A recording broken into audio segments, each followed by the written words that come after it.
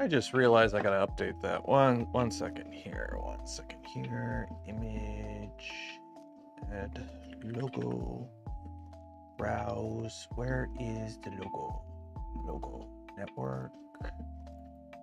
3D. 3D. Logo. View. On. Go. Okay. That is a big logo. That is a big logo. Let's fix the logo. Let's fix the logo. There we go. Just realized the intro screen has the old logo. We gotta fix that. We got that little itty bit. There we go. Good enough. Good enough. Go. Wait. There we go. Much betterer. Much betterer. There we go. How's everyone doing today? Hello, hello, hello. I screwed up. I screwed up big time. Normally at night, I turn my heater on low, and I accidentally turned it off. So it's a bit chilly out here right now. It's a bit chilly. It's a bit chilly out here today. It's a bit chilly. I'm just gonna light up my laser pistol and use it for warmth. There we go. Use the laser. There you go. How's everyone doing today? It is now. What is today? Today it's Tuesday. Tuesday, isn't it? Tuesday. And we got a printer to get working. We are. I know. I said we were gonna do the work on the Gloop V2 today. Originally last week. But then on Friday, we started working on this guy to get it fixed. And here's the thing. This is heavy. It's a VZbot 330. It's heavy. It's got weight to it. So I don't want to blow my back out again, putting it down on the ground, moving it out of the way so I could put the V2 on, so that we could finish the V2. Then I could take the V2 down. Then I could put this back up, and then we could finish Friday. So what we're going to do is we're just going to finish this today, get it done, get it back up in printing, and then I'll put it down, and then on Friday we'll work on the Gloop V2. Is that good? Is that good? Give a thumbs up if you think that's a good idea. I think that's a good idea.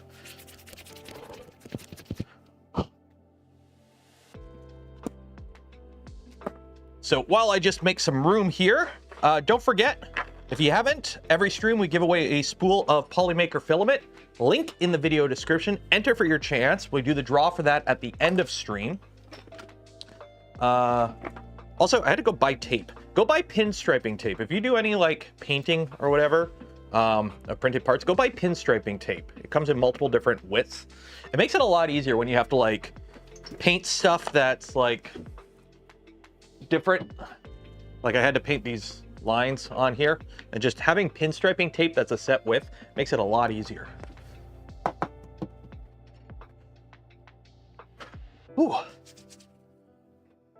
Exhale when you're lifting. No, remember kids, remember whenever you have to lift anything, you want to lift in a swift jerking motion while twisting your back at the same time, because if you lift it slowly, you got to sneak up on it. That's the trick. You got to sneak up on it, and then it'll catch it by surprise and it'll lift easier. So lift with your back. Remember, your back is your strongest muscle, right? So you want to lift with your back in a swift jerking motion. That way you know you lifted it properly. Great stream with Amanda. Yeah, for those that don't know, there was no regular stream over the weekend because I took part in a charity stream on the Saturday and the Sunday. And considering last week I'd already streamed on the Thursday and the Friday, that's 4 days of streaming in a row. I was like, yeah, we're not going to do the regular Saturday night stream. I was actually very tempted to, because I want to get this done. I want to get this printer back online. So I was actually this close to going live on Saturday night, but then I didn't, because I'm smart and didn't want to overdo myself. Lift with your knees. No, your back. Your back is your strongest muscle. I'm being sarcastic. Don't actually do that. That's how you get hurt. Sarcasm. Ooh. Don't forget the twist. Yeah, you got to twist, right? Because, you know, you got to turn that upwards motion into rotational energy. Rotational energy will help, right? Okay, that's that. That's that. I was working on stuff. Should I keep this? This is the thing. I painted this yellow, and this is extra from that. I'm going to keep it because I never know. I'm going to put it in my drawer of assorted lengths of wires. And I'll probably never use it, but I'll have it if I ever do need it. Okay, so let's move you back here. Because you should have some room. Go here. And if you're wondering, we cleaned up the first little bit of the stream because it takes time for everyone to show up. So I don't like jumping right into things. Give time for everyone to show up, get everyone seated. Make sure you enter the draw for the giveaway. I did miss, who was that? Andy Miller, $20. Cheers and appreciation. Hey now. Hey now. This is what dreams are made of. Okay, I think your garbage, you go there. Okay, I think we're ready to go. Andrew Rogers for the Safety Third Fund. Cheers. They stopped that podcast. Did they stop that podcast? I haven't seen a new episode in a while. I'm a little disappointed. I like listening to that while I was working out in the garage. Strongest muscles. It is cold out here. I'm trying to keep moving. I've got my heater and I'm trying to move it like as close to me as possible to like keep like this little area warm. So let's fire the printer up. So if you don't know what's going on, this is a VZbot. We built this last year, I believe. Please don't sing Fun Thomas 249. Cheers and appreciated. I mean, if you don't set me up for a song, I won't sing it. But if you set me up for a song, I'm gonna sing. But so we built this last year. And I like this. This is a printer that it's a 330 VZbot, so 330 by 330 by 400.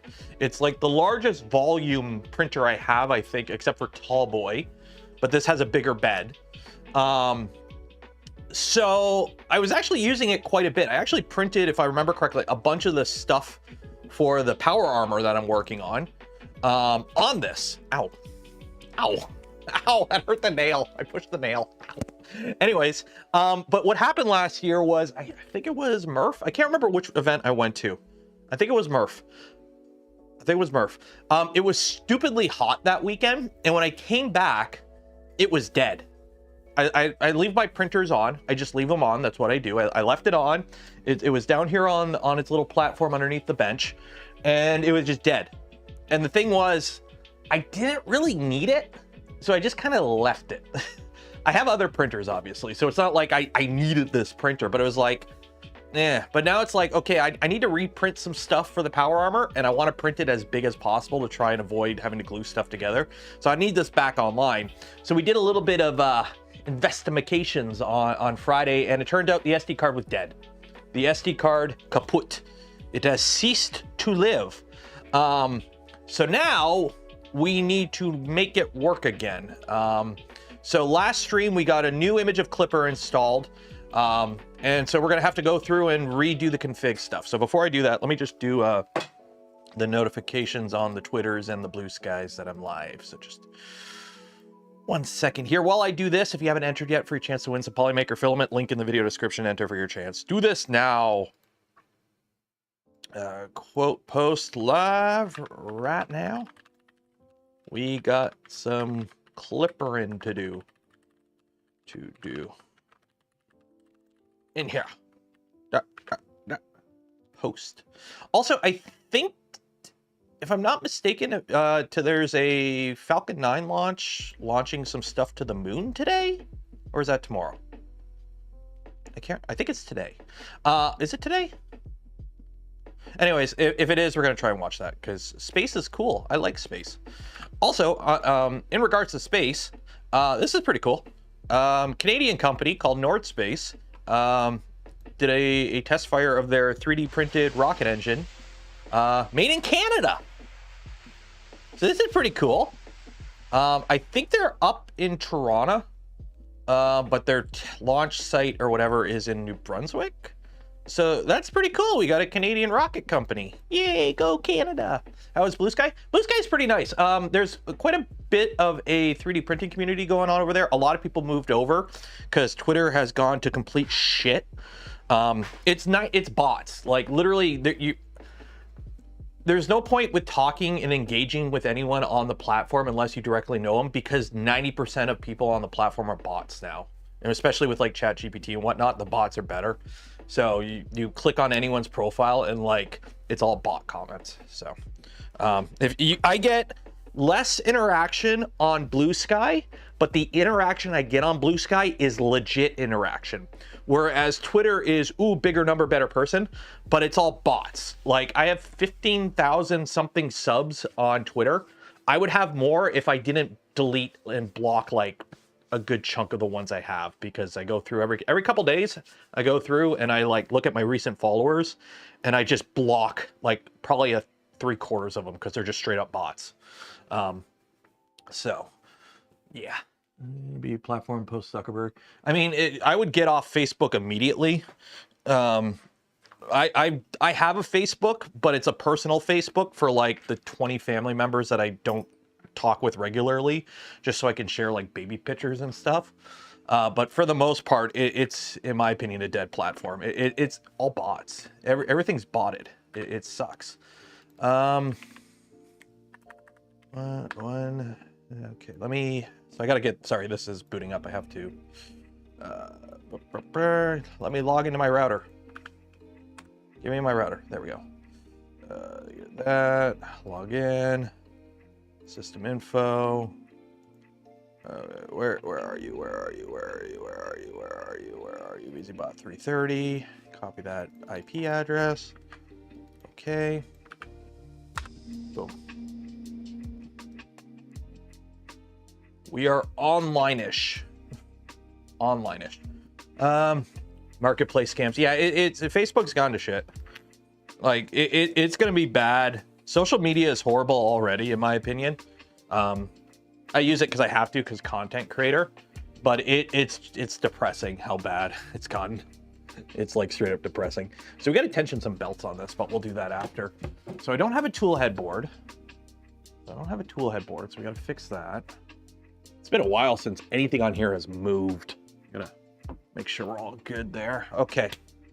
But you get rid of Twitter, how will I doom scroll? Discord. I like Discord. Reddit, although Reddit is going down the same path. Pretty much all social medias are going down the tube, in my opinion. What's the Chinese TikTok that everyone's jumping onto right now? Because all the TikTokers are, because they're afraid TikTok's gonna get shut down in the US. So they're all going directly to the Chinese TikTok, like legit. It's in Mandarin, but everyone's going there and having a fun time right now. So what's the Chinese TikTok everyone's jumping to? Okay, so somebody was actually nice. Who was it? Somebody gifted me, and by gifted they sent me, their config for VZbot with a Kraken. So hopefully, who is this? I'm in streamer mode, so I can't see their name. This is annoying. Okay, I gotta disable streamer mode. JST because, thank you JST because you have sent me a config for a Kraken. Hopefully it works. So we're going to delete that. We're going to upload file. Downloads. Rename.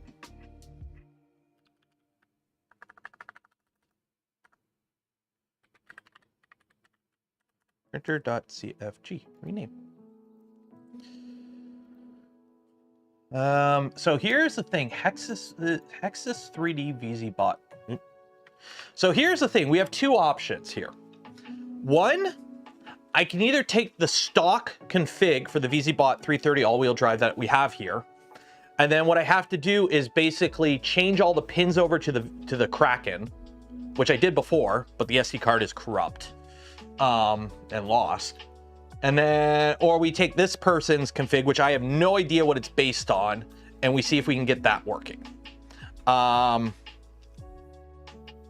So yeah, the motor sync script, I haven't played around with that, but I might on this, because there's one of the reasons I want to get this back online is because it's got a beacon in it, and I haven't played with beacon touch yet. So this is okay. So let's just see what we got here. Let's just see what we got. File home does not exist. Yeah, see, this is time lapse. I don't have time lapse. Dude, full sig with the rando config. So let's. Yeah, see, this is the thing. I don't have. Yeah, see, I don't have. Yeah, see, I don't have camp because camp isn't used anymore. I am going to. Yeah, this is for cartographer probe. I don't have a you know what? I think this config is too different than my config. Yeah, I'm gonna start from scratch.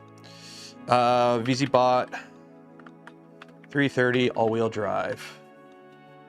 Yeah, we're gonna go with the stock config and we'll start playing with pins. Firmware. So I'm trying to remember here. So this is for the fly with the mellow kit. So this is basically what we had. So we're gonna have to go through, copy all of this.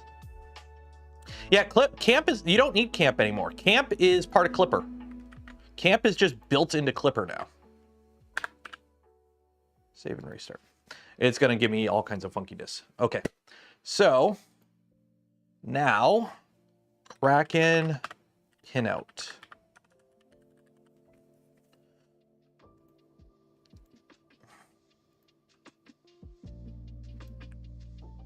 Okay. My hands are freezing. This is gonna take a bit. This is gonna be fun. This is gonna be fun. Okay. So obviously, I don't have time-lapse stuff. I don't know why it's like, you need time-lapse. It's like, I don't have time-lapse. See? Okay. Oh, there's more stuff. There's more stuff I have to add. Okay. Victory Tech, or what is it? VZbot. All-wheel drive. Okay, so there's a bunch of other stuff I have to add here. Firmware. Okay.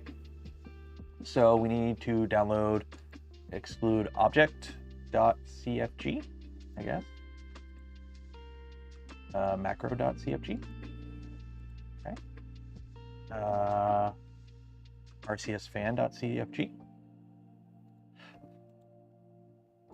speed.cfg. start stop.cfg. Okay, so we got all that because it's wanting all this stuff. Okay, now we upload files. Open. There we go. Prusa has camp. Prusa doesn't need camp. Prusa has its own. Prusa camp is Klipper adaptive mesh. Klipper adaptive mesh. What's the P? But anyways, all camp is. One second, fixing my mic. There you go. All camp is instead of meshing the whole bed.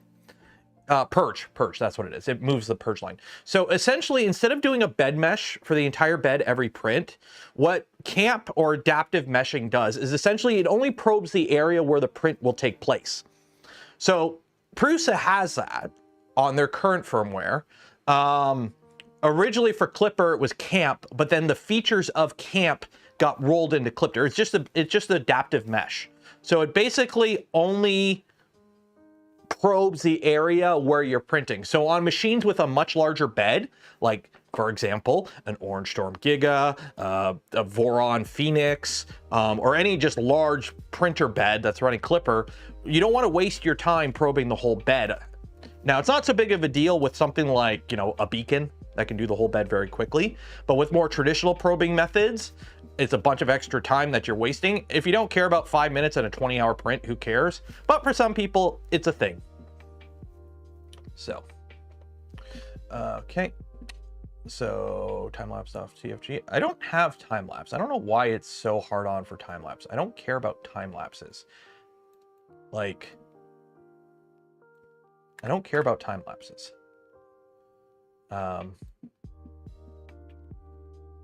Like, time lapses off of monitoring webcam are kind of a waste. I don't bother with it. Hold residence. What is... This is going to take a minute here. This is going to take a minute. So we're going to have to go through this printer.cfg. What is hold residence?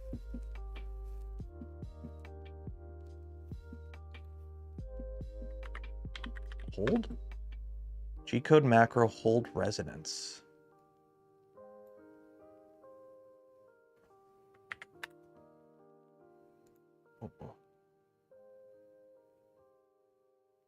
I'm just trying to clear out these errors before we start.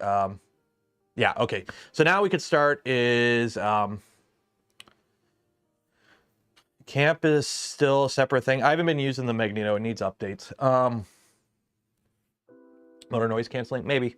I really don't care. I'm trying to clear the starting errors before we start messing with pins. Because now what we need to go through is go through this and basically update every single pin in here, because the pins are for a Super 8 and for Kraken default setup. Okay. There we go. What has changed on the Nighthawk? I don't have one, but it works now, I guess. The original Nighthawk had some, the Nighthawk 36 had some hardware issues, if I remember correctly. And I think it's fixed now. So essentially, if you're asking me what's different, it won't blow up, I guess, is the answer.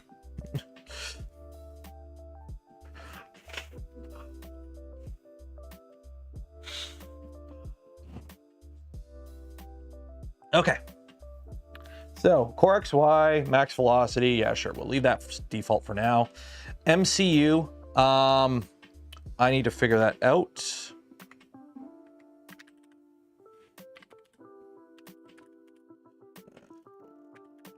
Nope. God dang it. I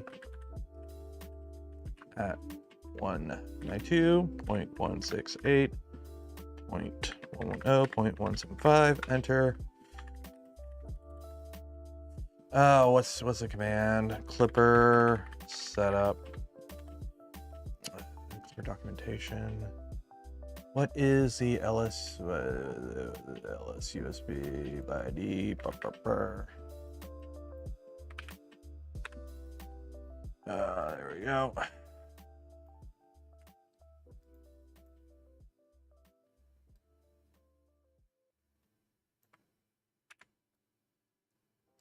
Start method, command, temperature sensor. Yeah, we don't have this. MCU Raspberry Pi. I'm not bothering with this. I don't care about the temperatures of the Raspberry Pis and whatnot. It's open in the back here and there's a fan on it. I really don't care about MCU controller. Temperature sensor, Raspberry Pi, whatever. Okay. Keep it simple.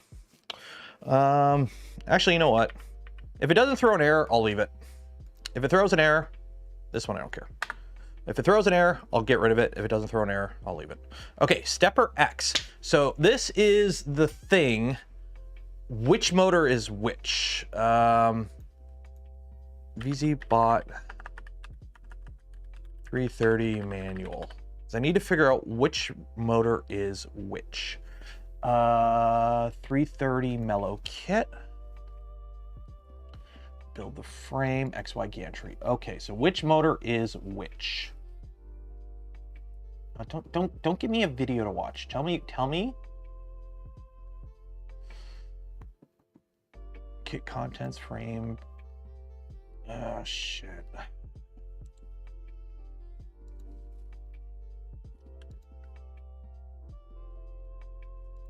I want the printed version. I want the mellow kit. Electronics, firmware. Okay, cool. But which printer config? Okay, where is wiring diagram? Okay, but which motor is which? Electronics? I hate using videos as tutorials. Like I do that. I make tutorial videos or live streams. But it's like Yeah, it's set for the pins. Well, I got to change the pins are right here. That's why I have this right here. It tells me the pins. Because I can't go off that previous config, because that previous config might have the motors in different locations. I don't know how it's wired up, because there is no stock Kraken config. So I think it's what? X, Y, no, because then they'd be opposite, right? Because when this one moves, it's this one. So this one and this one. Well, I can't do a buzz until I know which motor's which. Fume extractor side assembly embed. Top rod switch. Okay, no gantry. Placeholder parts, print head. Okay, but don't give me a fucking diagram. What is with these documentations? What's with like from miscellaneous info, blind joints, print setting, video tutorials? I don't want a video tutorial. I want an explanation of which motor is what. X1, well, I know it's X and X1, but is the back left X or is the back right X? Because it's rotated, right? There is no set standard really. Because it's Core XY, it's AB motor. There is no XY motor in Core XY, but Klipper works off X and Y motor. You can't call it AB motor in Klipper, you have to call it XY. So I don't know which one's X and I don't know which one's Y, because there is no XY. There's A1 and B, or there's A and A1, but it's Klipper. And this doesn't give you the photo with electronics. All-wheel drive specific, no.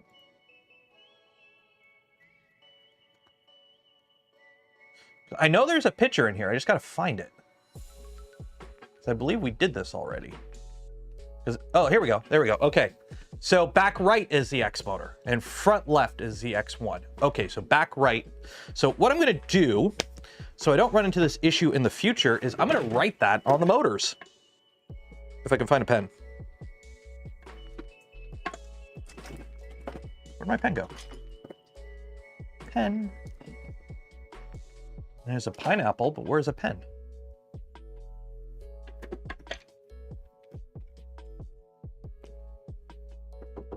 Okay. So. Aha, there we go. Okay. So this is X1, Y1. And this is Y. And this is X. Okay. Easy peasy. Behold, labeling. Wow.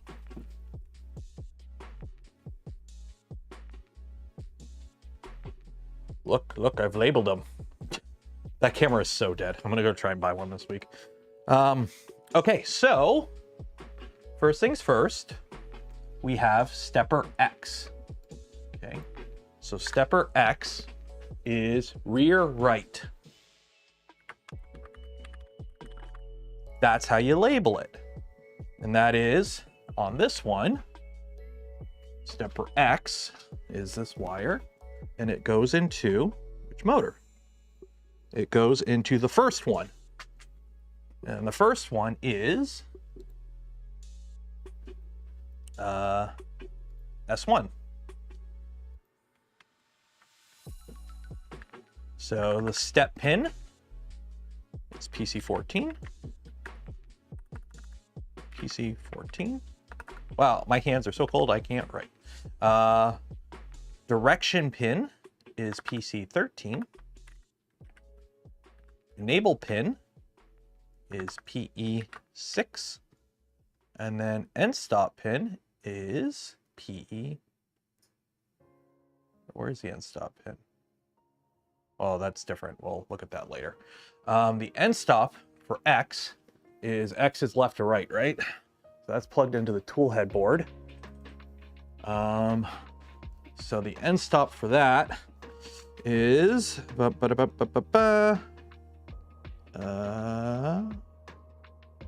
my god. is -6, I think. -6, which is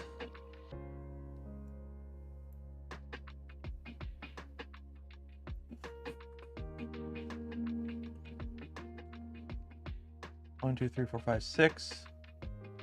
Really? 1, 2, 3, 4, 5, 6. PF4. PF4. Okay. Position end stop. We'll leave that stock for now. Okay. And then the CS pin. PD6. PD6. Interpolation false. We'll leave this. SPI software pin. SPI. Where is PC? Okay, so these are probably all be the same. Yeah, these are going to be the same for all of them.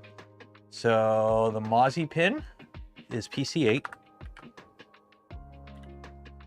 The Mizo pin is PC7. And the SPI, the Schlick pin is PC8 or PC6. There we go. So this is the same for all of them. So I'm just going to fix that right now.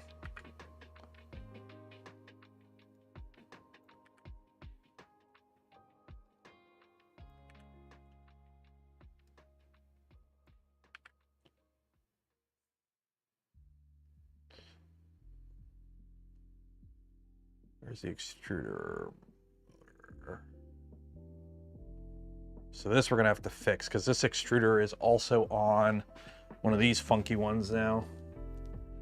I think, yeah.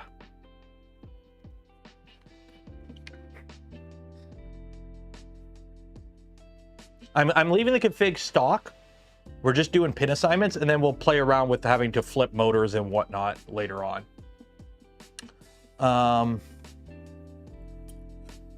Okay, so let's go back up to the top. So that was X. So I think we're good on X. I don't know what this stuff is, but I will leave it for now. Actually, what is the sense resistor on a Kraken? Where's that default config buddy gave me? Downloads.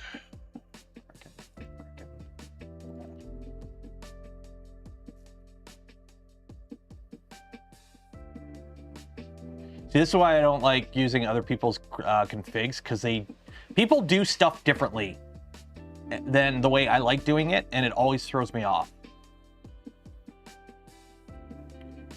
0.22.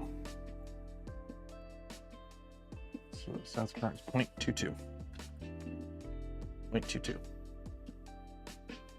Okay, I'll leave the run currents alone for now. I'm not going to bother fiddling with them.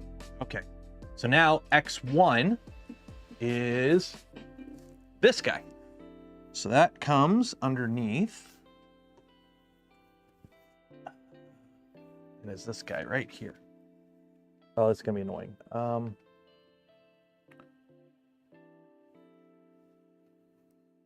Which is this guy, which is number 2. I believe it's number 2.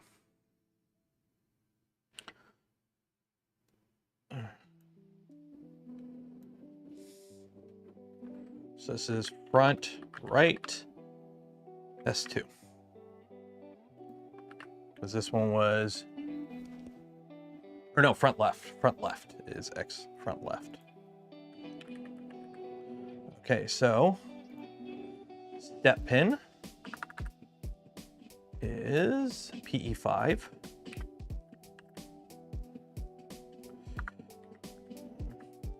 Direction pin, PE4. Enable pin, PE3. Okay. CS pin, PD5.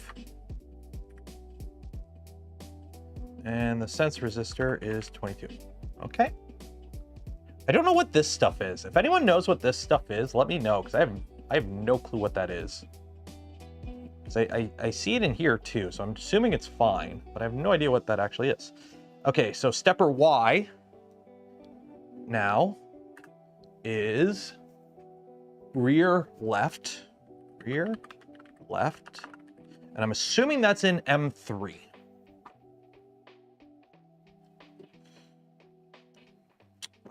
No, that's number 4. That's number 4. So that's an S4. So that's S4. So S4 is P, or no, correction. Step pin is PB9, PB9. Direction pin is PB8. Enable pin, PB7.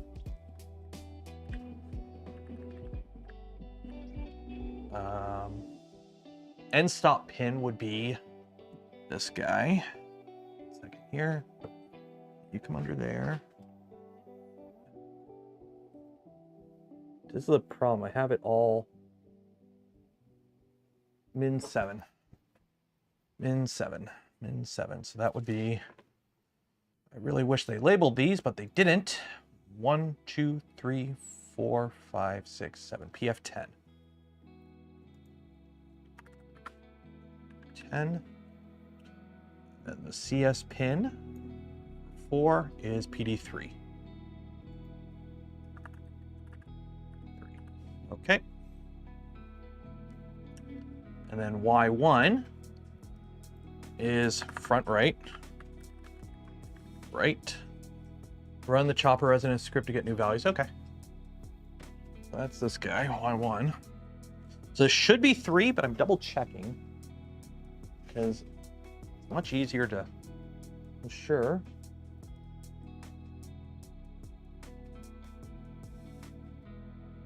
This is the problem. I've got it. All my wires are.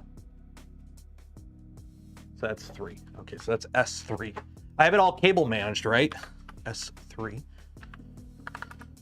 So S3 for step pin is PE2. PE2. Direction pin is PE1. Enable pin is PE0. And the CS pin is PD4.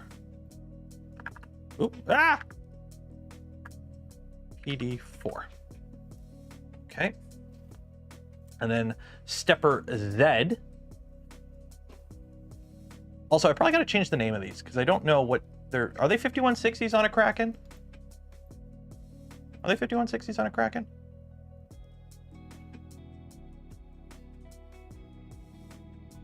I mean, do you have to name them? I don't think you actually have to put the name of the driver in. Driver 0. Yeah, they're just driver 0. 2160s? Okay, I don't think you actually have to put the name in. But Kraken's 2160s, right? So I don't see any naming here. They're just... Yeah, they're just whatever. Okay, whatever. I'll change them later if it's a big deal. Okay, stepper Z. So Z for me... 2130... No, 2130s are what's on like a Prusa. Stepper Z is right... Where do you go? You go there. I'm assuming this guy. Yeah, it's S5.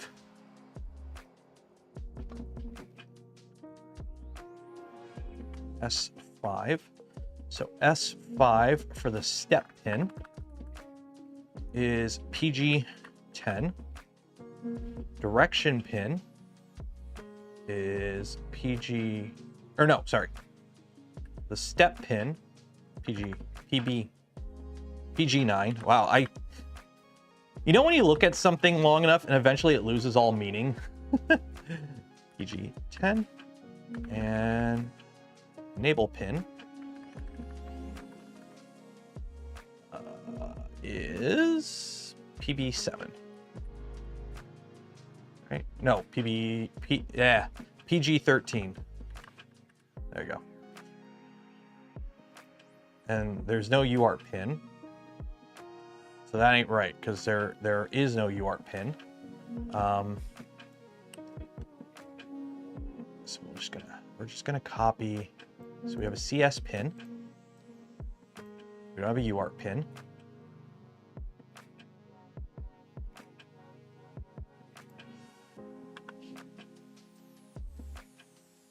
So the CS pin, PD2.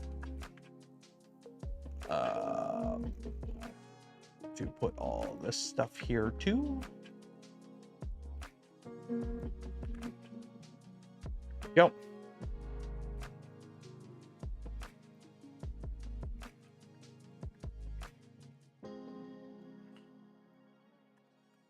There we go. Yeah, I'm gonna replace so let's Control F. So 5160s. What are they? 2160s? 5160. Find all. Replace with, was it 2130? 2130. Replace all. There we go. Or no, 2160, right? 2160. Replace all. Oop. Shoot. Okay. 2130. Replace all. 2160s. There we go. Yeah, they're pretty much like same for same, but I kind of want to keep it all at least. Yeah,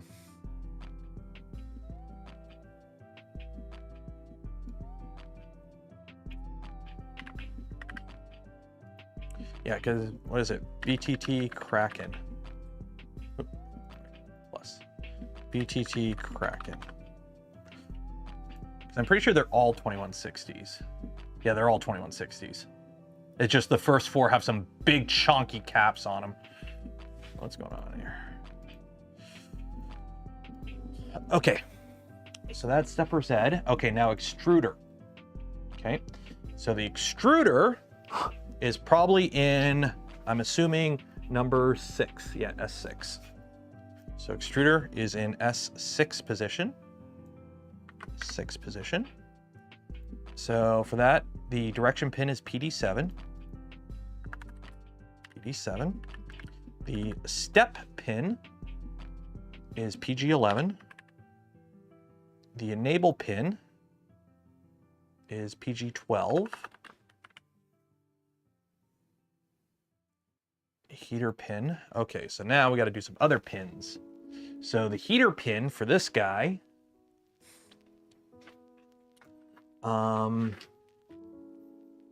where are you plugged into? Because this all comes through here. So I'm assuming you are in the first one. So the first one is, here is HE0. HE0. And the sensor pin is in, where are you? And where'd you go? So I'm assuming you're the where is the thermistors on this guy? Wait, is that it right there? I think, oh, did it switch?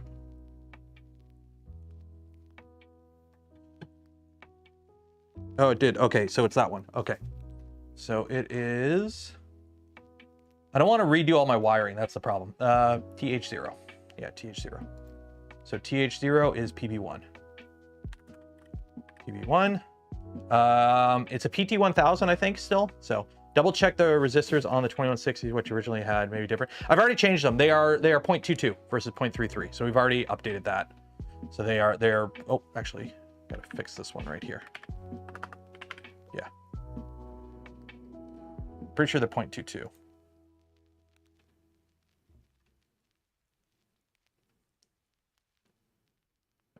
Resistance. Yeah, 0.22. PF6. What do you mean PF6? Heater pin is wrong. What? Oh, I wrote HE0. Yeah, my bad. It's PF6. Yeah. PF6. Okay, this I'll leave alone for now because we'll figure it out later. Okay, so that's that. Now heater bed. So heater bed is going to be, that is PB0 for the thermistor. So that's PB0. And then the heater pin itself comes off that and it plugs into bed out because remember, monkey brain, big dumb lizard back here, right? So to make things simple, instead of using like a fan or something to control the SSR, bed is bed. You can't screw it up. PF5. Bed is bed. You do screw it up though if you plug in the wrong thing. PF5. PF5. Bed is bed. Simple. Bed is bed. So you know it's an SSR and you can pretty much use anything that gives out like 5 volts that you can turn on, off and on as your controller for the SSR. Bed is bed. Keep it simple. Don't be all funky. Okay, print cooling fan. So this is the part fan, which is the CPAP on this guy. I'm gonna wash this jacket. I got glue on it. Print cooling fan. So that is this guy, which plugs into that random fan right there. I have a random pinout. Right here is where it's plugged into, which is PE7. PE7. That is the that's where the thingamabobber's plugged into. PE7. Okay, I guess that's it. PE7. Okay. And then we have heater fan, hot end fan. So the hot end fan.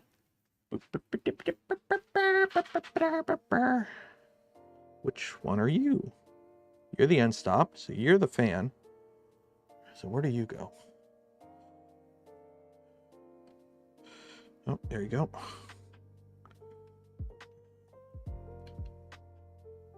Oh, shoot. So this is the problem with having it all wired up.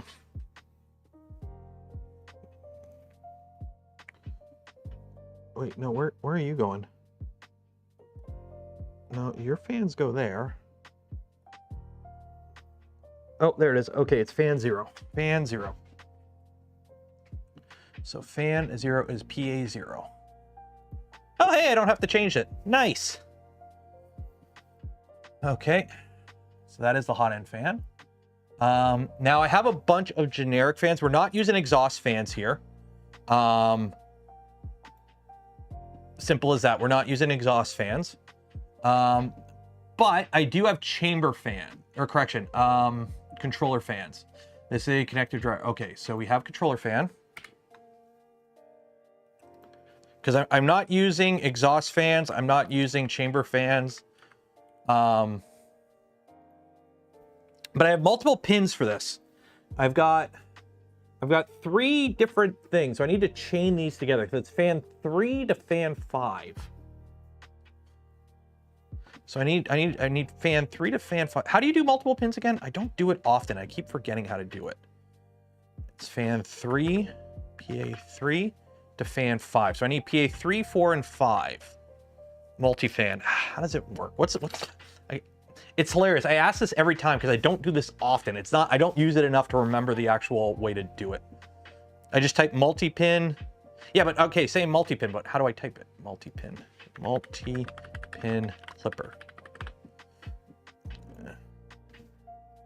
Okay. Check out this reference. How to practice. Well, I don't do it that often. That's the thing. Multi-pin. Okay. Okay, multi-pin, pin by pin pins. Okay. So pins.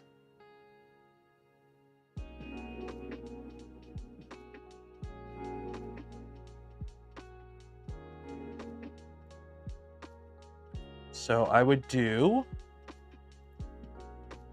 it above here, I guess, right? Multi-pin.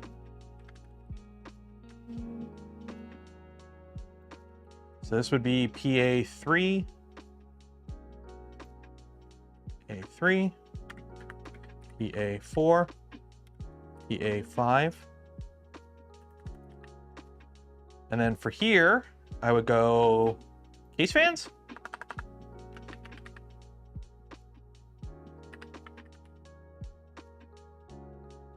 Is that multi-pin case fan, PA3, 4, and then case fan. I think that's right. I mean, it'll yell at me if it's wrong, because I got 3 fans for cooling the electronics back here. So that should be good. Is this a good board comparing the M8P with the CB1? The Kraken, in my opinion, is overkill unless you're doing something like a NEMA 23 setup, or you're doing something like an all-wheel drive setup like this. Like, the Kraken is way overbuilt for most 3D. Remember, the Kraken was designed for the Voron Phoenix in mind. It was designed for that kind of printer. We have a Kraken on here because I have Krakens in 2 machines. I've got it in this one, and I think we have it in Tallboy. The Tallboy is just in there because I had it. This one is because I wanted to put it in here, because the original setup for this had a fly, and then the 4 XY motors were on their own standalone drivers broken out. Go back and watch the original build of this. The wiring, I did not like the stock wiring. The Kraken makes it so much cleaner. Like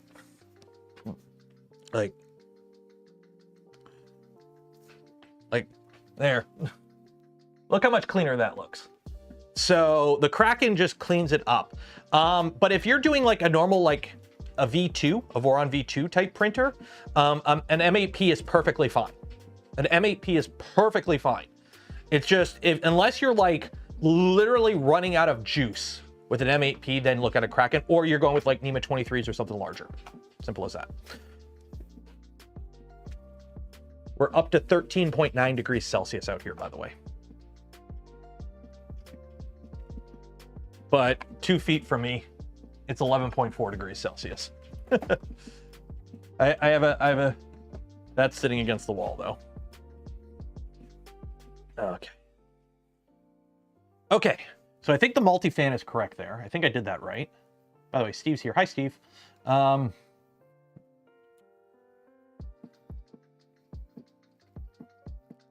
How do I turn the case fan on when the temp... I want the...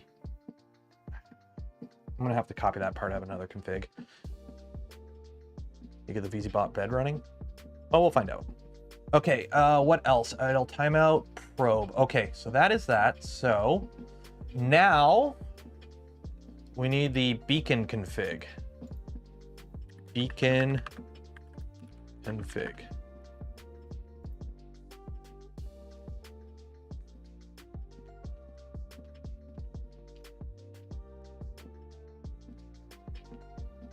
So do I just download this whole thing? How does this work? Why is there no download button for this? Okay, I guess I gotta make my own. Okay. So save, close that, create new file. Oh, no, don't upload file. Create file. Beacon.cfg. Would help if I spelled it right. Rename. Okay, beacon.cfg.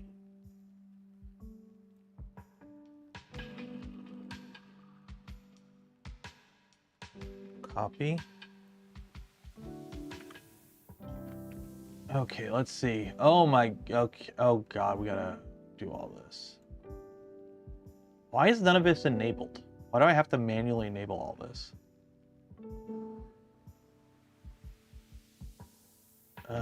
How would you describe or classify the VZbot as an upgrade for a switch wire? Salty day. How would you compare and contrast a semi-truck with a Honda Civic? They're complete, other than the fact they're both 3D printers, they are completely different machines. This is a all-wheel drive Core XY that's enclosed. The switch wire is a Core XZ bed flinger. They are completely different styles of 3D printers. There really is nothing I can compare between the two, other than the fact they both splooge molten plastic. Yeah, they are completely different. They're completely different things. Is it an upgrade? I mean, what do you need? What do you need to be upgraded? Like, if you currently have a switch wire and you're wondering, do you need this? Do you need a machine that's faster with a bigger print volume that's enclosed? If yes, this is one of the options, but it's not the only options. Like, it's, yeah. Looking for something with a bigger bed that is Core XY. There's tons of options out there now. Like, now is the heyday of enclosed Core XYs. Simple as that. Like, there's so many good choices out there. What's your budget? Do you want to build a machine yourself? Are you okay with tinkering? Do you just want something that print and go? Like, I need more data. I can't give you an answer without more data. Okay, so do I have to uncomment all this stuff and set it up myself? I do, don't I? I really wish okay. Shoot, that's gonna suck. Let me see if there is VZbot. VZbot. Wow, I can't. 330 beacon.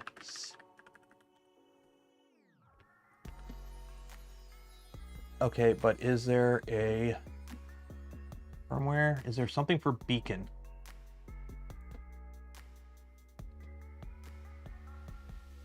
Let's see if this has a beacon setup. Control F, beacon.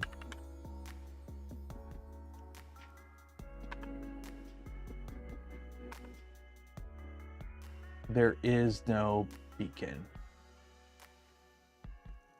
This is for cartographer. Yeah, see, this is the problem. I'm not running a cartographer, I'm running beacon.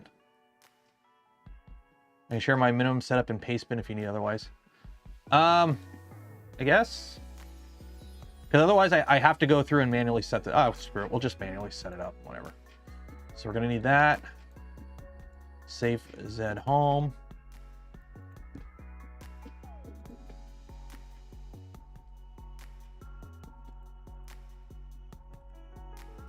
Save Z home. Stepper Z.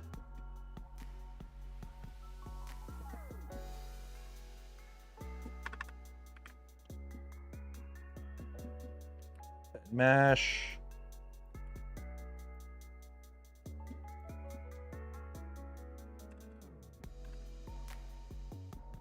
And resonance tester. Oh yeah, the beacon has a resonance tester. That's right. So I don't need to, there we go. Okay. So now we got to go through this. Also, hey, Luke, are you Eagle something when it comes to shipping? Was that you? Since you're here and I can ask you directly, are you Eagle something when it comes to shipping? I got like a package being sent to me from like Eagles something something, and I don't know who that is. Is that you? It's not you. Okay, somebody else is sending me something. Okay, so something else is on the way to me.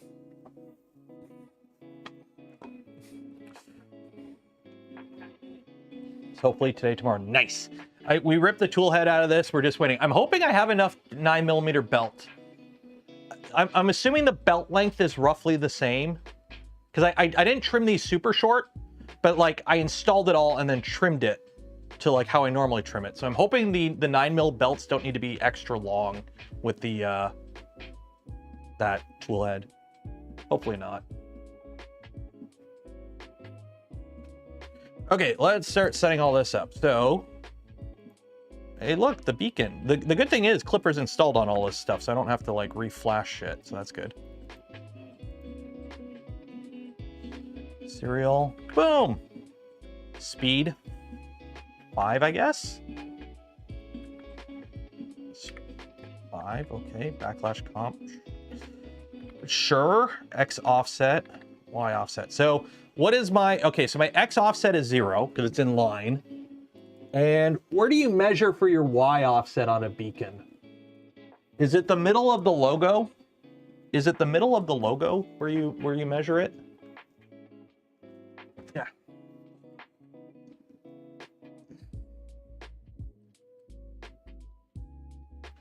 Is the middle of the logo. Okay, so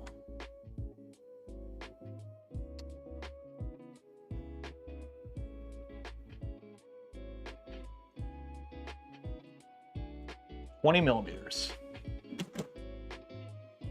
27.1. 27.1. I'm measuring to the nozzle. There is no way that's... Wait. Maybe if I actually read it. That's 20 millimeters. So the middle of the logo, we're looking at like 20 millimeters. VZbot uses 27.1. Well, it depends on how they mounted it. I think my mount is slightly different because I'm only looking at like 20 millimeters.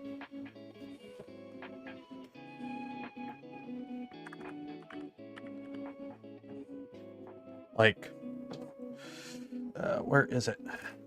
My stupid calipers broke. I gotta buy new calipers because mine are dead.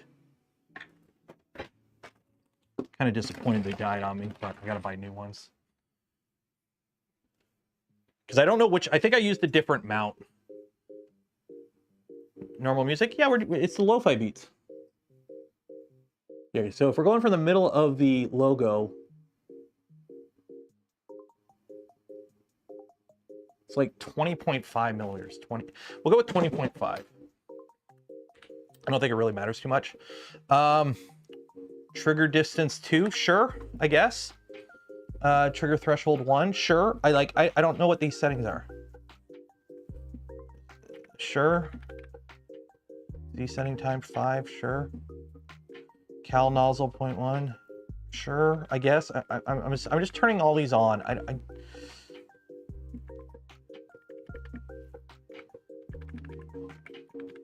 Like, should I not be turning stuff on? Like, this is what I don't like about this default config.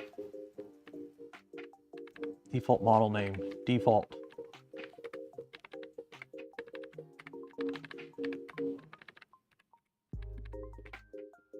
Excel scale 16 Gs. Excel scale XYZ, sure. Default probe. Do I want proximity or contact? I'm not even running the most up-to-date firmware on this. I'm running, okay, we'll do proximity, I think. I haven't set it up for contact. I have no idea. I've never done contact. I don't want to fiddle with it yet.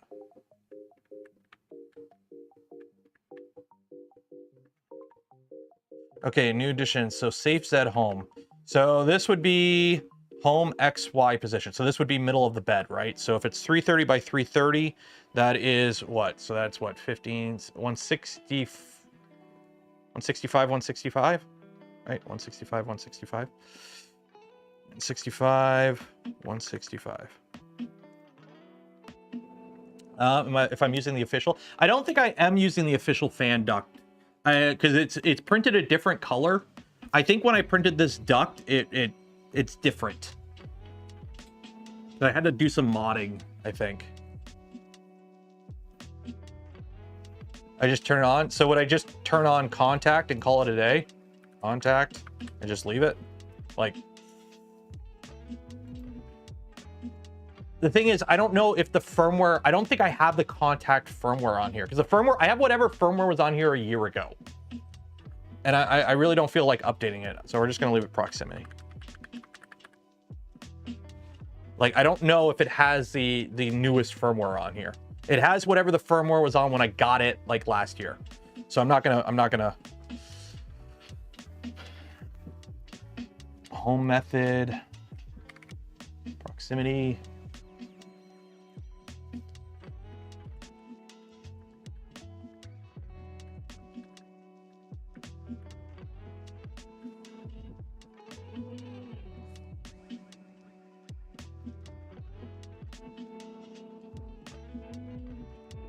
Like, I really wish this default config was set up generically instead of like me going, do I need to enable this? Do I not enable this? Like, home method, like home. This is a lot different than when I set this up the first time. This is a lot different than when I set this up last year. I don't think I had to do any of this shit last year. Scroll up, scroll what up? Contact is pretty brain dead. Scroll up to what? You're gonna have to update. Yeah, now I'm gonna have to update. Scroll up to what though? You not see the no, Luke. I can't see links. I can't. You can't link stuff in YouTube. You have to DM me on Discord. You gotta DM me on Discord.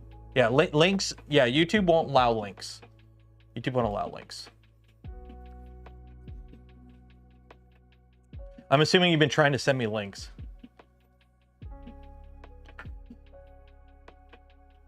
Yeah, not a stream watcher. Yeah.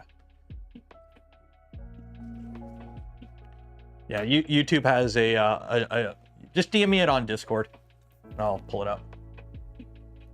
Because this is a lot different than what I did last year, if I remember correctly. Last year was nowhere near as funky as this. Okay, you DM me something. Where'd you DM me it?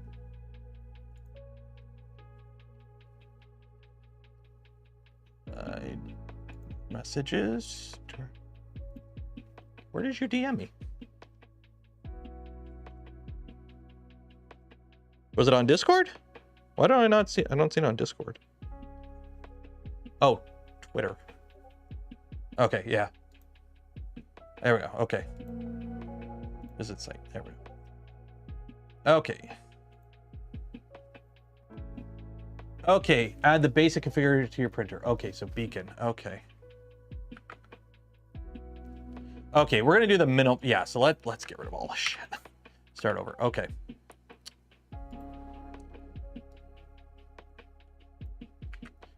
This looks a lot more like I did last year.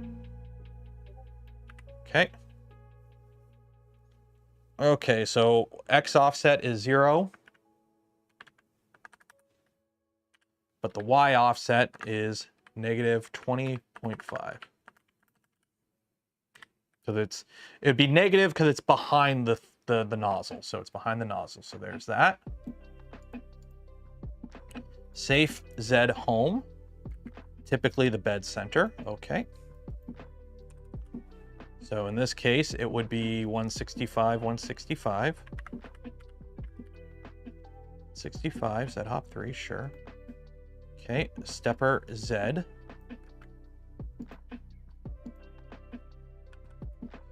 So PZ probe. So now I got to put this back in the other config. So end stop pim probe Z virtual end stop. Okay. If you are presented as a probe section, you need to remove it. Beacon replaces it. Okay. Residence tester. That's beacon. 165. 165. 20. Oop, what am I doing? Okay. Calibrate beacon. Okay, so that's that. Okay. So, and then, so what was it? If there is a probe section, I need to remove it, right? Z, use that configuration, bed mesh, beacon requires a bed mesh session. Okay. Okay, so now save that, close, printer.cfg. Include beacon beacon.cfg F probe. So the probe session's commented out already, so there is no probe. Okay, save and restart. Let's see what it bitches about.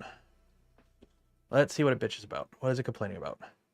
Option control and section heater bed must be specified. Okay, so heater bed. Control. Where is control? So PID. Oh, it's PID. We're gonna these are gonna all be updated anyways once I run a PID tune. Save and restart. Position, end stop, and section separ Z must be specified. Okay. Stepper Z. Position and stop. It's 0? I mean, it'll get adjusted, right? Okay. Control for extruder, printer.cfg. Oh, shoot.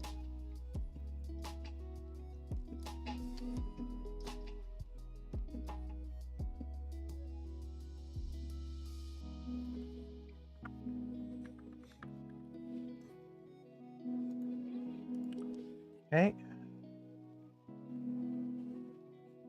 Section beacon is not a valid config section.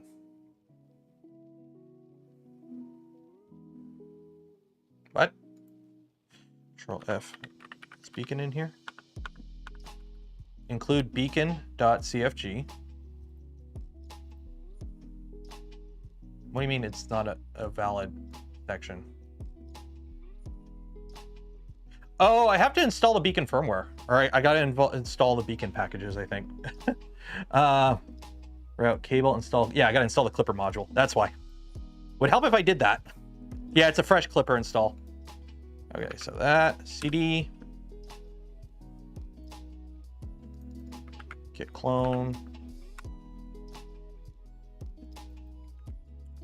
and that. Oop. This may take 10 minutes. Okay, cool. Let that do its thing.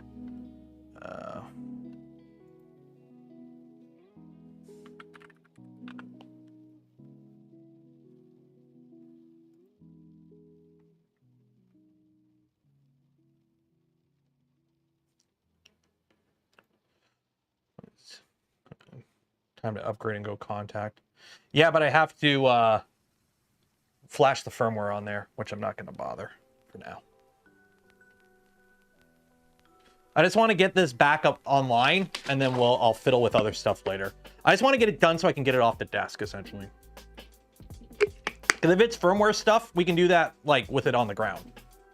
I just want to get the machine back up in line.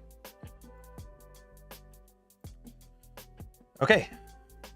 So that is that. So I'm assuming I have to reboot. I'm assuming. Save and restart. Air import numpy. Should try to import numpy from. Yeah, I'm assuming I got to do a full restart here. Firmware restart. Shutdown. I'm gonna do a full shutdown. Full proper shutdown. Turn everything off. Wait a minute for these caps to offload. If the beacon is plugged in, it will automatically flash the firmware. Really? Well, maybe we'll go contact then. Back on.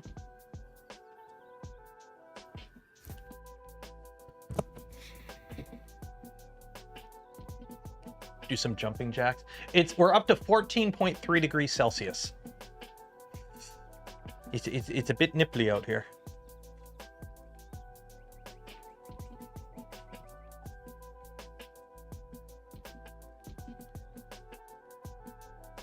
Oh, so it does flash the firmware when you do that. Nice. That's a lot simpler than I thought it would be. I thought we would have to do some stupid DFU shenanigans. Okay. What are you yelling about now? Kernel error, importing numpy. You should not try to import numpy from its source. Please exit and relaunch the Python. What is this?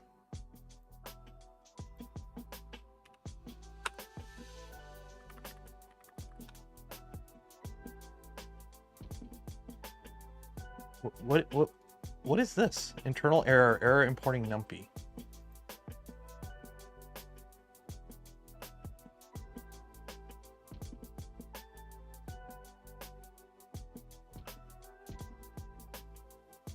Update your Python. How do I update my Python? That's the error that I re-imaged the whole thing for. It's a complete fresh install of Python. Like we went through CHOW and we installed everything on Friday. Like this is fresh everything. It's in the guide. We did this. Yeah, fresh mainsail. Install. We did this, and now we're getting the error.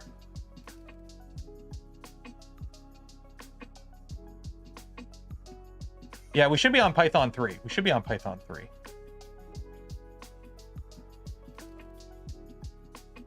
I am SSH'd in. What do you want? I am SSH'd in. Right here. But we did all this.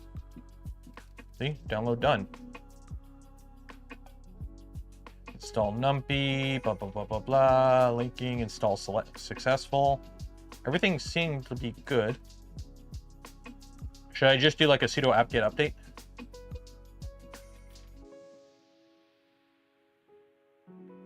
Yeah. We are on Python 3 point whatever. Like it's all up to date. Like the Klipper log, like I don't think the clip. This is the error right here. This isn't Klipper. This is like the software itself going, what the heck?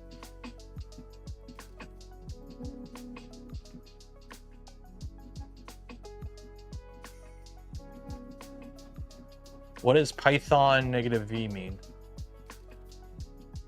Do a pip. Okay, I'm in. What pip? What does pip do? Pip. What's pip?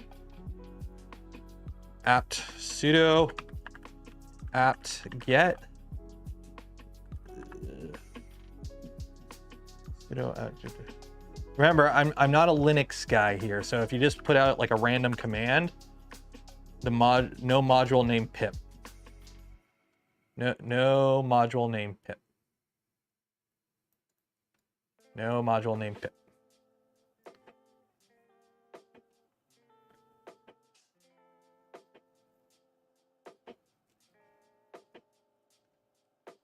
Sudo get updates. Sudo get updates. Command not found. The Klipper log. We installed it the other day. It's the newest version of Klipper. Like it's literally a fresh, brand new, up-to-date install. It's it'd be 3.x. Oh, one second here. Discord. It's saying unknown. I can't see. Sudo apt-get libin last deb. There we go. I want to continue, yes.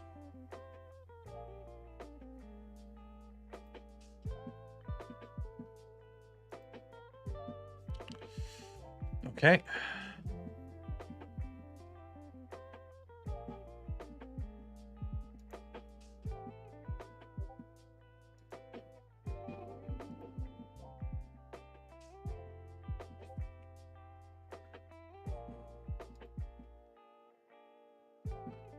Okay, let's see what happens here.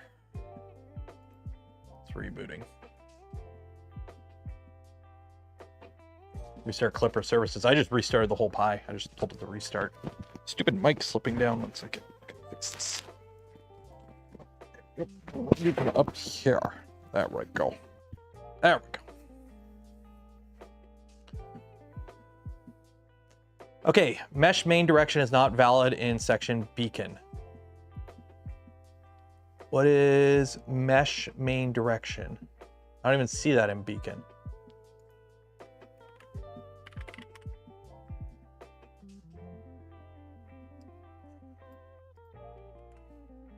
Save and restart.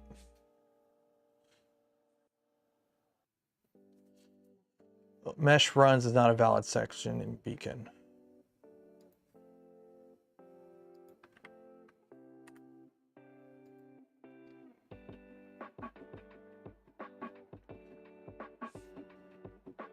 TMC 2160 stepper X is not a valid config section.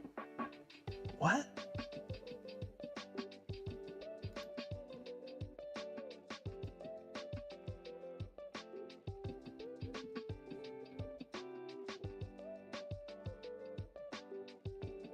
What is that error? Stepper X. Stepper X, TMC 2130 stepper X. How is this not a valid section?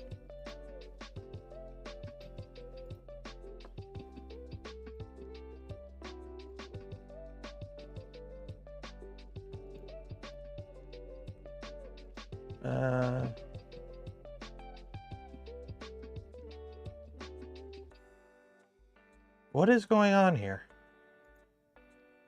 Like,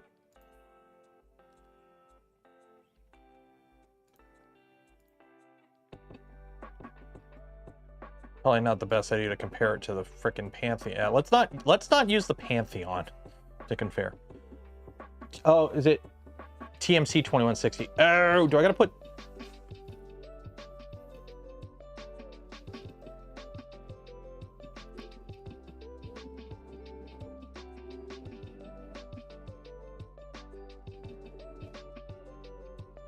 Stepper Y, stepper X1, then TMC Y, TMC 30, stepper Y, stepper X, stepper X1.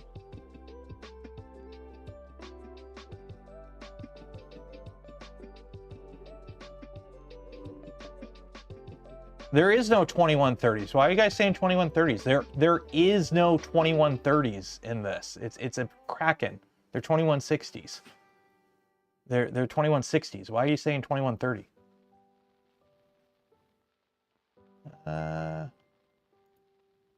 What's going on here? TMC 2160 stepper X. So you know 2160. Oh, you're right. You are right. 1 second here. It's 50. Yeah, because there's 5160s. 1 second here. Yeah, you got to lie to it. I forgot about that. 2160 replace with 5160. Place all.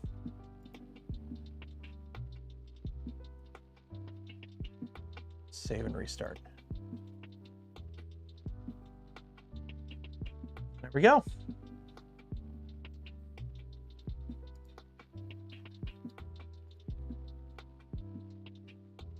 And now we just wait and see what happens here.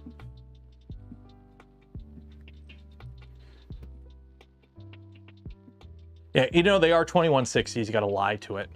Like, you are a 5160. Believe in yourself. Like, I believe in the refreshing taste of gamer subs. Buy some today with code Canuck. Save 10% on your order. Link in the video description.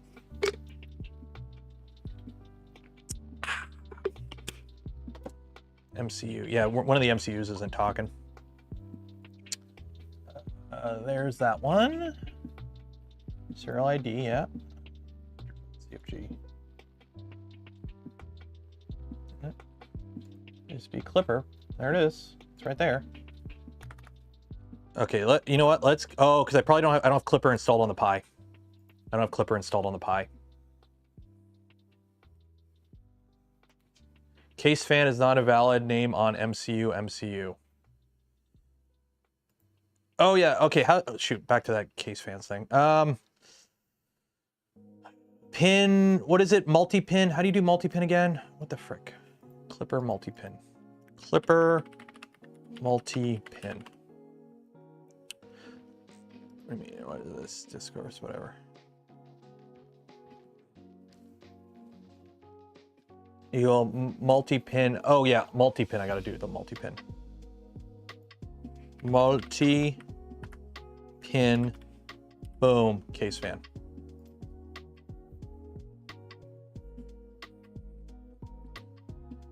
Pin PE2 is not a valid pin. Okay, so printer. Control F, PE2. Where is that? Stepper Y1.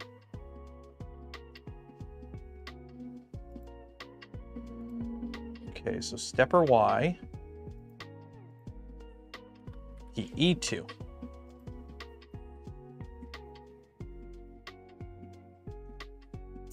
Pin. Okay, where did I forget to put a pin in? I wish there was a button here that you could click that would jump to it. I wish there was a jump to button right here that you could click and it would just open up exactly that section. Because now I got to find where I forgot to put a flipping pin. Where did I forget to put a pin?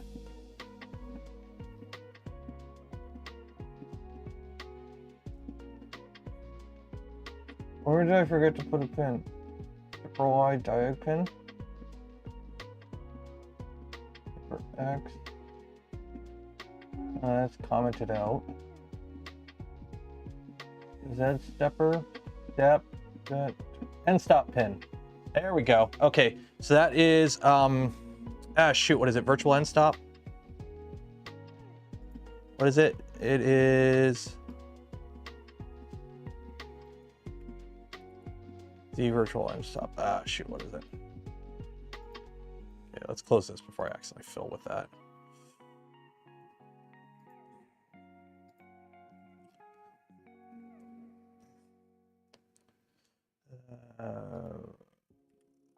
Virtual end stop. It's gonna error out because that's not right. I know that's not right. Why did I just do that? Stepper Z, probe Z, virtual end stop. I'm trying to remember what machine I can compare to. This is the problem. I have so many different machines and different setups. You need a space after the. Do I? No, that's not it. Space won't do anything. Virtual end stop. Klipper, virtual end stop. Klipper, virtual end stop. It's been a while since I've actually set up a Klipper config.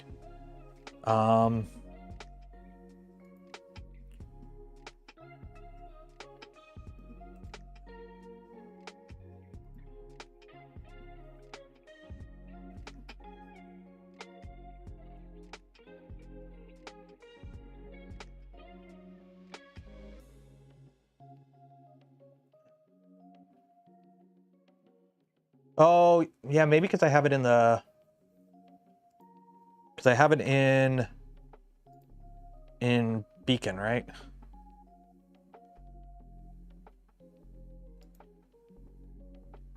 Yeah, because end stop pin, stepper Z, virtual end stop pin. Okay. But option, position end stop is not a valid section in stepper Z. Oh, position end stop. Okay, 1 second. Position end stop. Save it. Okay. Oh, ooh, ooh. Ha ha! We're good. Dashboard. It's alive. Yeah, you can tell it's a little chilly in here. You can tell it's a little chilly in here. Okay, so. Whew. Okay, so.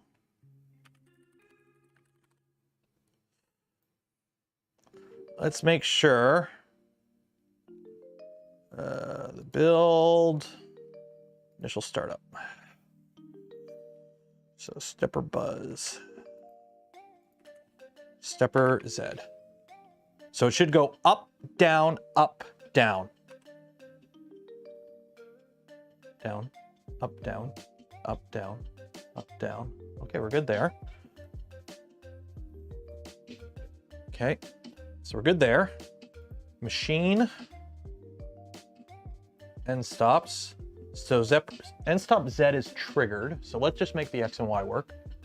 So X triggered. Where's Y? It's under here. Y triggered. Okay. So let's do a quick home X and see what happens. Home X. Okay, that's not good. So one of my motors is going the opposite way of each other. That's not good. How do we do this? How do we do this? How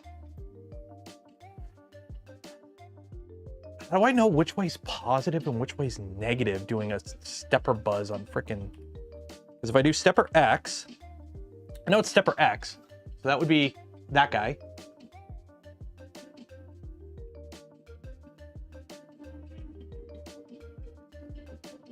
So that's that guy.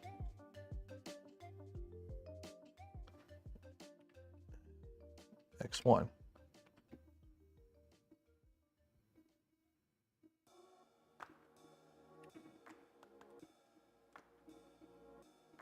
So it's heading towards the front left first, and then X. Okay, they're moving opposite. They're moving opposite.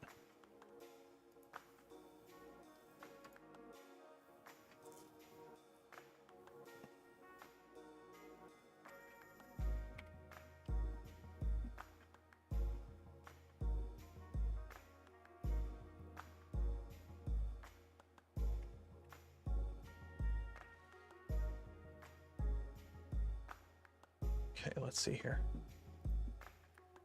So stepper X.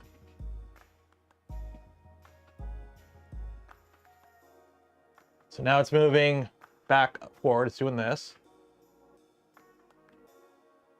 Okay, now if I do this, it should do the same. Okay, so now they're both going the same way. Oh, you're right. Stepper Z is backwards because it's supposed to go positive, but it's positive in. I'm so used to V2s. That's my problem. I'm used to V2s. So it's supposed to, I gotta turn that around. Okay, stepper Y. Because I should be getting the same direction of travel with X and X1, right? So stepper Y now. So it's going do.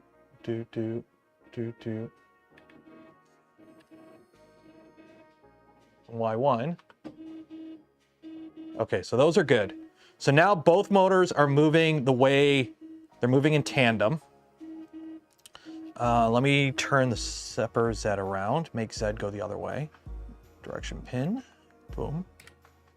Save, restart. Yeah, away from the nozzle, I know. Z. There we go, so now it's going do. Okay.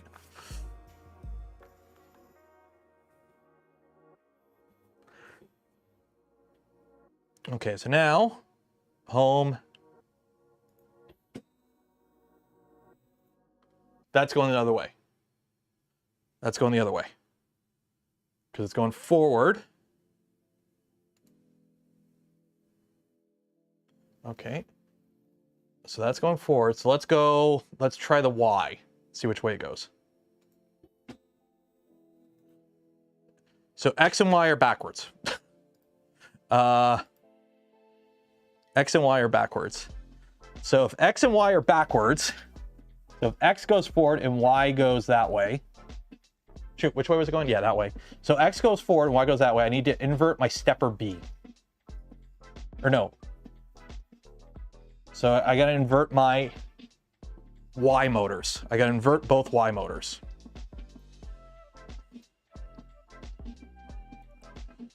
Yeah, the Voron guide is great for this stuff. I always open it up because the problem is, like, I do it often, but I don't do it often enough, and I do so much other random stuff that I always forget the actual workflow. So I always open the guide and just reference it. Okay, machine printer.cfg. So I need to invert my Y motors. So both Y motors got to be inverted. So Y, direction pin, delete that. Oop, delete that. And then Y1, direction pin, delete that. Save and restart.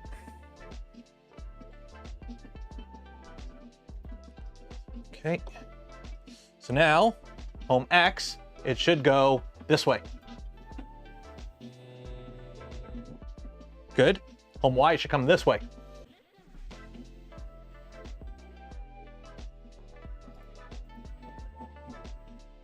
Okay. X and Y are homed. XY homing works. Now I need to find that startup thing that you sent me with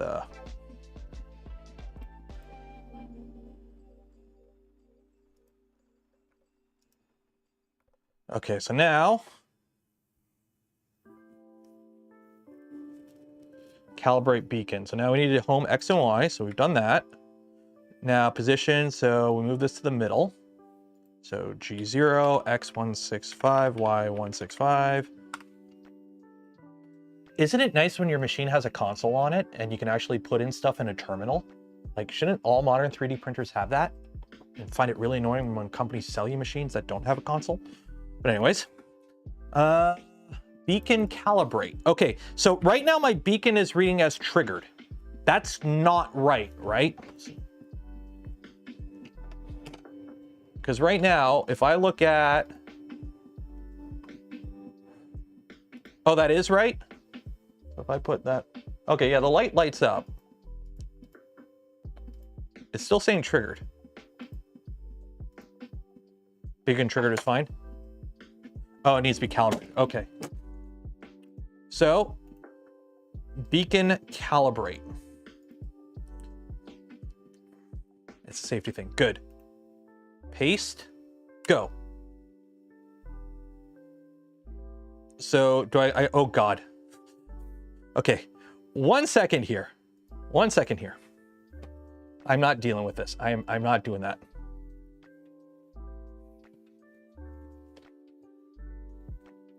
Yes, I'm backfeeding EMF to my motor. But I'm not going to sit there and go and move it up.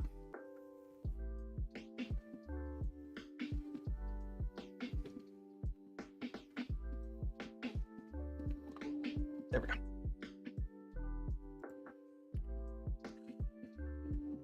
Okay, so home X. Home Y.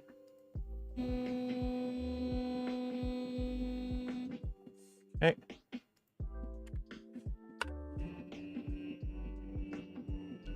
That's slow.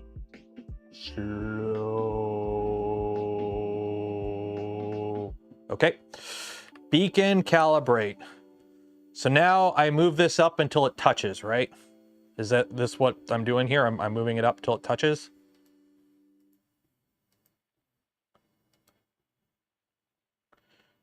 What's the auto-cal? What is auto-cal? I'm following the steps here. Do a paper test? Okay, paper test. Paper test, paper test, paper test, paper test. Beacon auto-calibrate. Okay. I'm going to run beacon auto-calibrate. If it blows up, I'm blaming you. Beacon auto-calibrate. Go. Hands over the E-stop.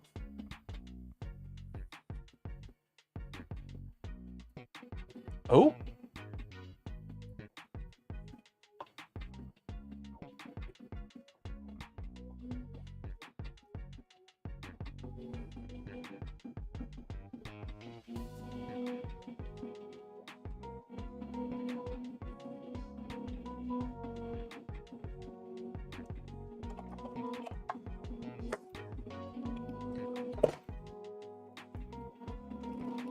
Where is the camera? Oh, okay.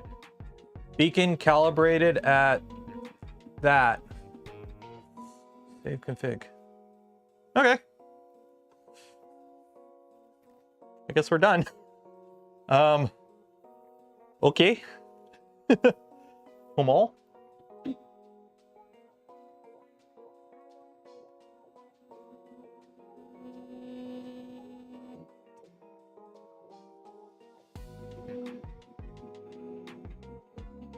Okay.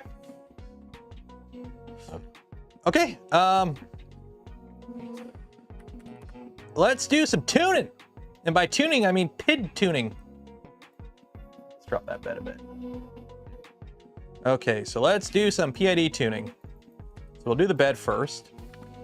So heat the bed to 110. Go. Close the door.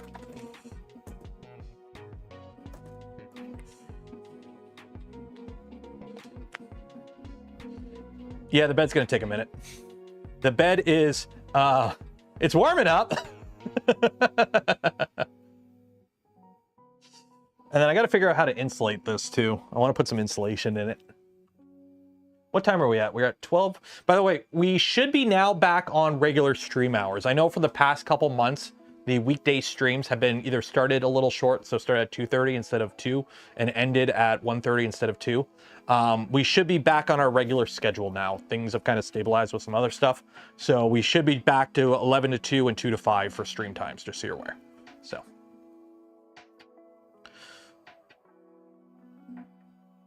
A pure PLA printer that's not a bamboo?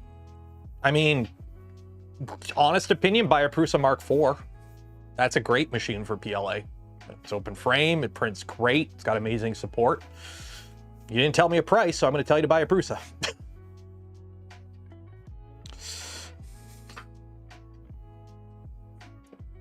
My feetsies are cold. Remember to check the value in beacon config to account for nozzle thermal expansion. The big hot end gonna elongate a bit. True.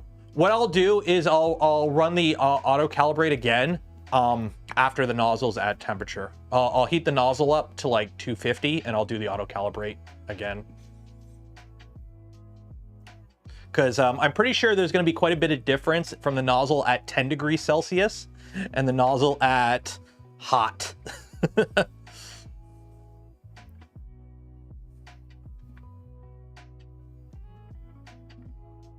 Also, I got to figure out where to put a camera in this thing.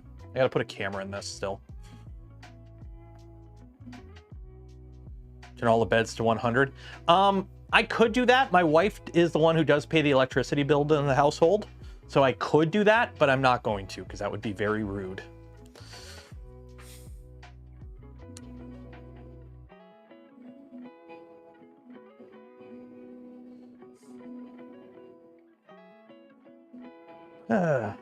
Look at it go, 83. It's actually heating up pretty quick. That's good.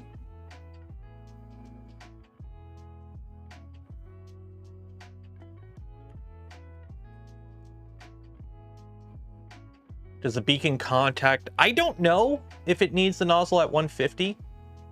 I actually have no idea. I have no idea how the probing setup is with the beacon when it comes to that kind of stuff. You guys have had with the bills?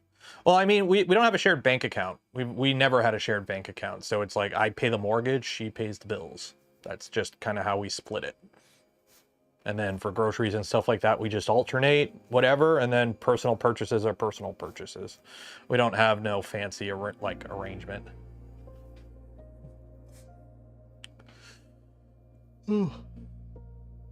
It's simple and it works.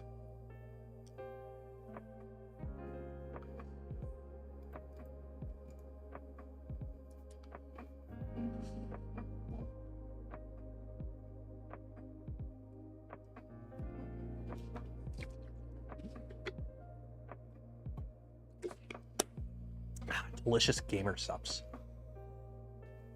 Yeah, like at one point we're like, should we get a shared bank account? And we're like, you know what? It's no point really. I pay my chunk of the bills, she pays her chunk of the bills, and we just split it. A 300 Trident is only 20 millimeter taller than a 300 V2, but same width. Width is the same. XY is the same with V2 and Trident. Because they use the same gantry. Remember, the gantry on a V2 and a Trident is pretty much exactly the same. It's just on a V2, it moves up and down. On a Trident, it doesn't. So for example, this is a 250 Trident. This is almost like, where's my tape measure? I gotta have a tape measure somewhere. I know I have a tape measure somewhere. Tape measure, there we go. So I'm pretty sure the Seaboard Trident is 250. So that is to the top of the frame 23 inches, whereas a 300 V2 has 280 of Z versus 250, and is 22 and like a half inches. You get more Z out of a V2 than a Trident. Trident is more efficient, or a V2 is more efficient in the Z.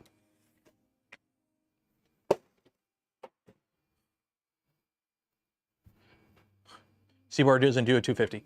It's 250 XY, and I'm pretty sure, this is 300 XY, and I think it's 250 in the Z? I can't remember. I think it's 250 in the Z on this.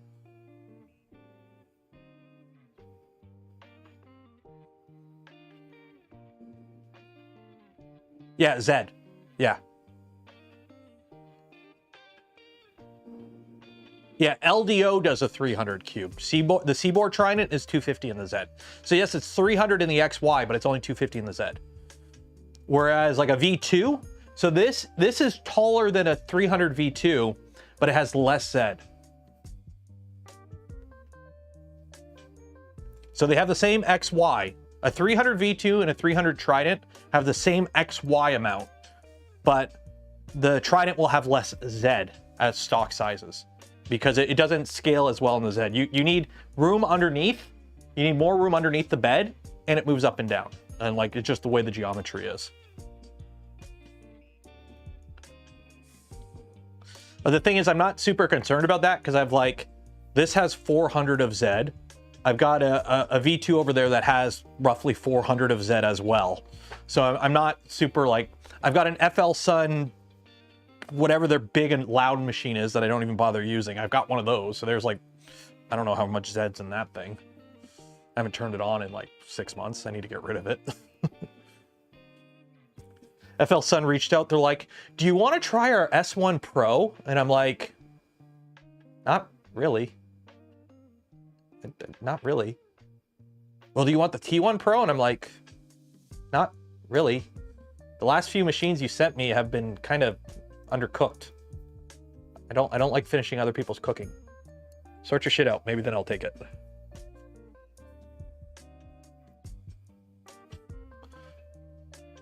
Although Saval wants to send me a mini, or sorry, I'm sorry, Saval. You called it the SV Mini or whatever the heck you're calling it. It's your 150 V0, but then you renamed it to the Saval Zero. Like, come up with your own names, please. Like, the SV08 wasn't called a Saval V2. Why are you calling the Saval Mini now a Zero? It's gonna confuse people. It's completely different than a V0 other than the form factor. Give it its own name. Ah. I said that in the email I sent them. I'm like, okay, before you send this to me, what is going on with the Klipper config? What's going on with slicer profiles? Like, what the hell? Does this have any in common with a V0? Or is this completely its own thing? Been fighting with refunds on my T1 Pro. Poor quality control comes with... Honestly, I'm tempted to make a video. A bunch of other people put out like their 2025 prediction videos, and I'm kind of tempted to do my own, where it's like 2025 is the best year in 3D printing. It's the best time to get into 3D printing, as long as you either build your own printer, buy a Bamboo, or buy a Prusa. Because let's be honest, I'm sorry, every other company that is not those three types, you're completely shitting the bed right now. Like, unless you can make a machine that's better and cheaper than a Bamboo, don't bother. Or unless you can make a machine that has the community support, the longevity, and the openness, you know, it's not fully open anymore, of like a Prusa, don't bother. If your machine is harder to use than a Bamboo and has more quality control issues, then like, what are you doing? The only advantage the Creality K2 has is size. Other than size, every other thing I've seen about it is worse than a Bamboo. Like, I want there to be more competition in this sector. And I want Bamboo to stop doing some of the Bamboo stuff they do. Like, holy shit, the Maker World shit. That is annoying the hell out of me with Bamboo and Maker World. For those that don't know, Maker World basically doesn't give a crap if you upload stolen files. So get your points. You might as well rip off other creators, have fun. They don't seem to give a shit. And that's getting really annoying, Bamboo. And they won't address it. They don't care. Why would they? They're making money off of you. But like every other company, if your only selling factor is it's bigger than a Bamboo, you need to sit down and figure out what the hell you're doing. Because like quality control issues are getting really sad on a lot of these printers. Like when FL Sun sent me the what is this, the S1 or whatever the hell it's called, it came with one PLA profile. For a $1,000 machine that's as big as a fridge, it came with a single PLA profile. And like nothing worked out of the box. Like, quit shitting the bed on software, guys. It's getting bloody annoying. There's a reason I don't take printers anymore. It's because nobody's making anything worth taking. The only ones that take them are the people that, you know who takes those. How about the Creality K2? I said it earlier. Unless you need the size, a Bamboo is better in every regard. Seriously, in terms of slicer, in terms of firmware, in terms of quality control, everything other than the actual physical size of the printer, Bamboo P1 is better than everything a Creality does. And that's sad. At least with like Prusa, yeah, Prusa costs more, but you get more control over the machine. You have a little bit more security with the machine. You know you're going to be getting support on that machine for the next decade almost. Like there is valid reasons to go with Prusa. There are valid reasons to go with Bamboo. But if you're trying to find one that's not one of those machines, you're going to be cutting corners. And it's what's the point at this point? K2 has a chamber heater. Chamber heater means nothing. This machine without a chamber heater can get to 60C in the printer. You ready? You ready? You ready? You want to see something really cool? Where did I put it? Where did I put it? Where did I put it? I'm going to show you a chamber heater that all printers have. It's called the fucking bed. 600 watts of heat. Why do I need a 40-watt chamber heater with a fan? Put 2 fans in the machine and just circulate the air. Every printer has a chamber heater. You don't need if you need to put an additional chamber heater in a 250 millimeter machine, it means your enclosure is shit. Quit putting holes in it. Why do you have a poop chute in the back? You have a poop chute in the back because Bamboo has a poop chute in the back. Like, you can make better machines. This is the point that I'm getting across. Make better machines. I'm chirping on these companies because they're dropping the ball. Make better machines so we can have better printers. Quit shitting the bed at the finish line. Okay, so now let's PID tune the hot end. Let's heat that to 260.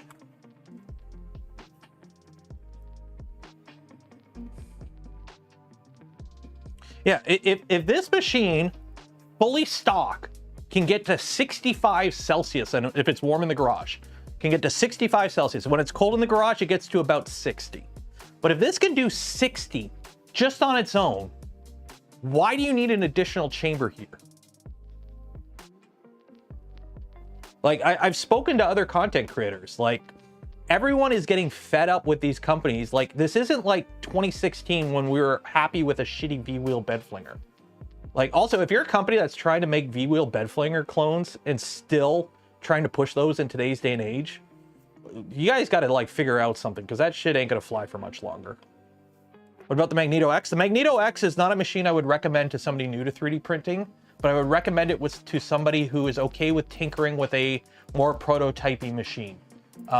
It's got some issues because of its linear motor drive, but that linear motor drive is something that nobody else is doing. So if you want something that you're okay with wrenching on a little bit, and you know you're gonna have to do a little bit of tweaking, it's not a bad machine, but it's not a machine I would recommend to a newbie. Who's the next Bamboo and why do they need it?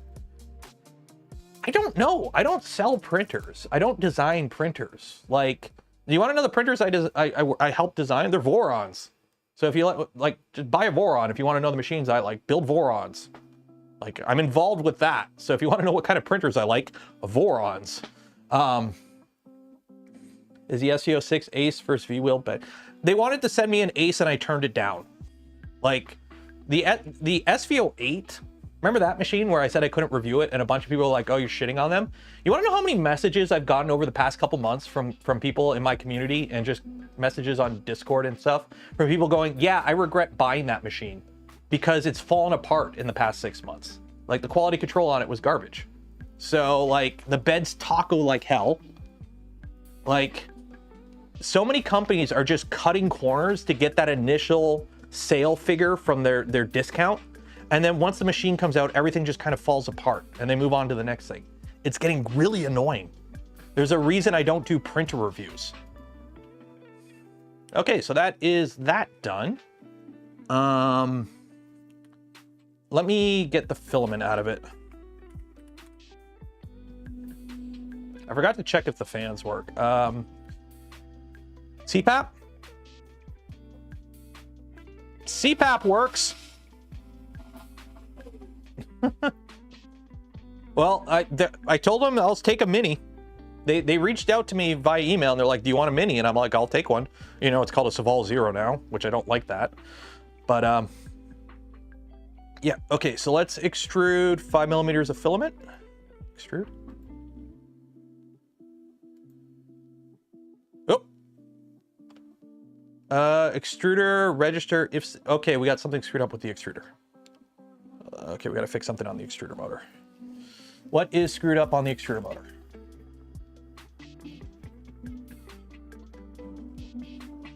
Oh, TMC 5160.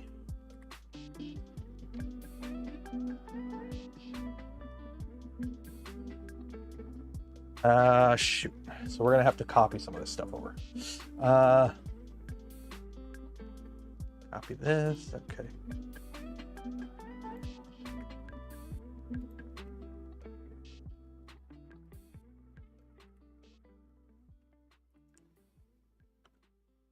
There is no UART pin on the extruder. Which one's the extruder? Which one is, so this is stepper Z is S5, so this is S6. So S6, there's a CS pin, there's no, right? Step pin that, 1 second here. CS pin, so it's CS pin.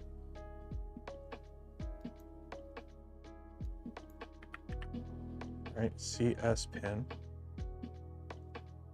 And that is PA15.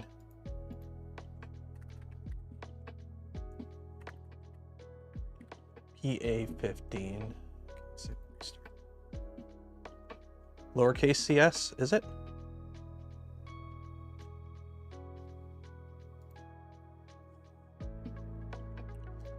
It doesn't seem to matter. Okay, 260. What about the Fucus Odin? Oh God, the Fucos machines. Yeah, those were.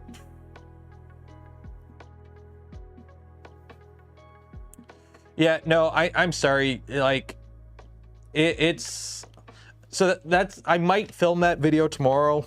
I don't know. We'll see. Because I don't want to put out another cosplay video because it doesn't do that good. At least they're not doing good yet on the channel. So I kind of want to break it up. So I might just do a Yap video this week where I just talk about why right now is the best time to get in 3D printing, except for all these other things. So we'll see. Okay, so extrude. Nope. Wait. That is not moving. Why is that not moving? You are not moving. Why are you not moving? I can hear it's making a noise, but it's not extruding. Machine. Printer.cfg. Okay, let's see here. What is going on here? Okay, let me pull up the.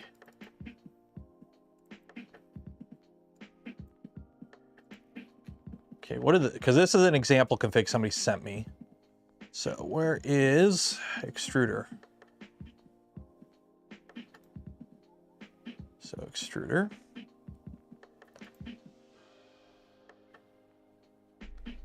So it's the hextruder, yeah. No, I want you over. What am I doing? What am I doing? This guy. Okay. No, it's not moving at all. I can just hear the motor vibrate and that's it. Okay. So and that, okay, enable pin. The pin should be okay. Microstep 16. Rotation distance 22. Gear ratio. Aluminum moons. I don't know which one I have. I'm assuming I have moons 8-tooth, moons 10-tooth. How do I know which one I have? How do I know which one I have? I've got, oh, it's an LDO motor. Okay, so it's an LDO motor one. So,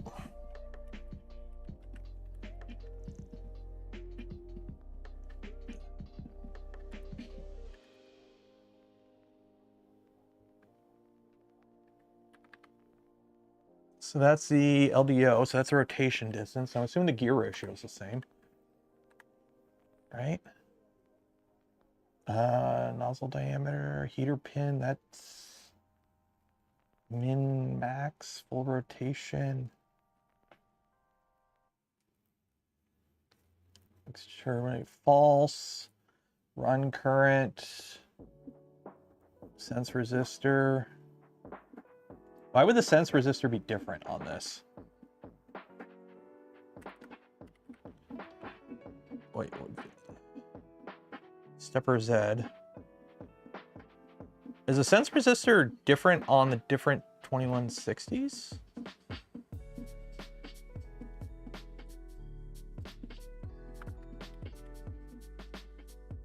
Because this is 5160, yeah, but this one, the sense is 0.22.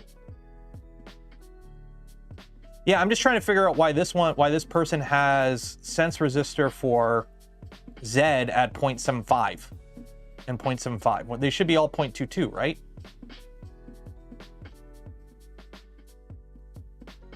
It'll be 0.22. This is why I don't like using other people's configs, because I have no idea what. Well, they can't be step sticks. Only the first 4 slots are 0.22. Only the first 4 slots are 0.22. Okay, so 0.75 for the rest. Let's try that.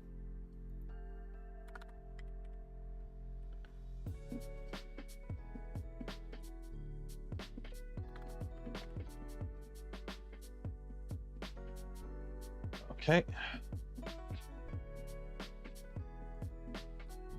Okay, so let's see here. 260. Heat that up. He's using M1 for the extruder. That's massive overkill for the extruder. Why would you use M1 for the extruder? That makes 0 sense. Because, well, okay, I think they didn't rename it. I don't think they renamed it because on the Kraken, the first 4 drivers are big chonky ones. Like they got bigger steppers or bigger caps and everything. And the other 4 are regular.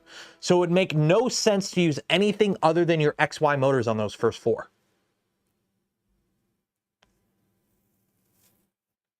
Okay, let's see here. So 5.5 extrude. Oh, there we go. Okay, now it's working. Okay, so now the fun part. I gotta make sure how much we're extruding here. So the easiest way to do this is with a marker and this. Okay. So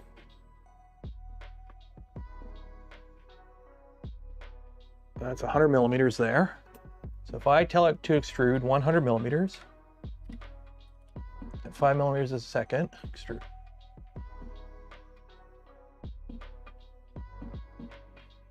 That wasn't right. 9.5.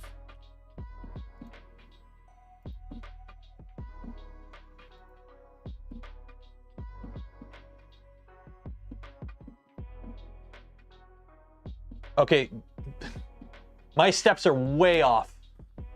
My steps are way off. Also, it is. What's the is it a PT1000 that comes with these hot ends? The whatever this hot end is, the Goliath. Is it a PT1000? Because it is smoking this filament at 260. Okay, I don't think our gear ratios are right. I don't think our gear ratios are right.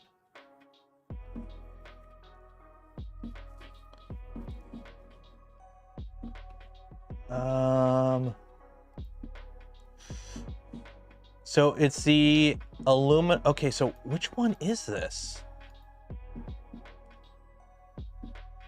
Okay, I'm assuming it's.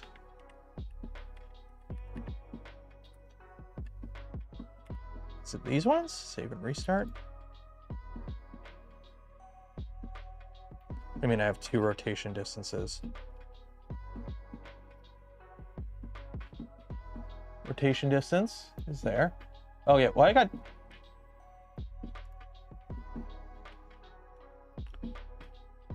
Well, it's an LDO motor. So that's gotta be that. And then this one should, in the gear, it's 5 to 10. Like, I have no idea. Like, the motor says LDO. So it's an LDO motor.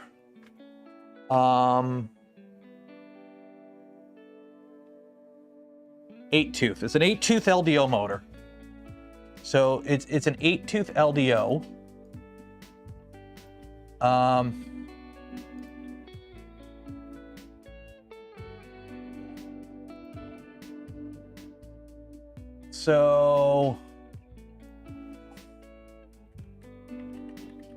So it's these ones. That to then, and the rotation distance would be that because it's an LDO motor. It's not a Moons. So 5 to 10, that one. Okay. Isn't that what I had before? 260. Okay, let me mark this again. Well, I have whatever came with the Mellow kit that we built. I may have changed the motor. I can't remember if I changed the motor. But it is the Mellow kit. Okay, extrude 50 at 5 millimeters a second. That seems a bit better. Stop. It's way over extruding. It's massively over extruding. Massively over extruding. So maybe I don't use the LDO.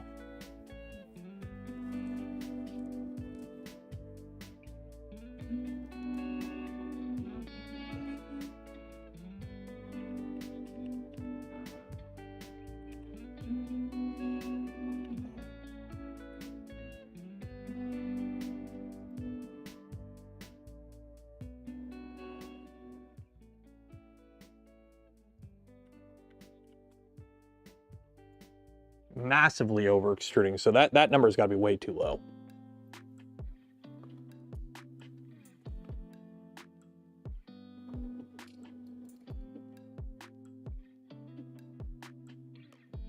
Let's see here.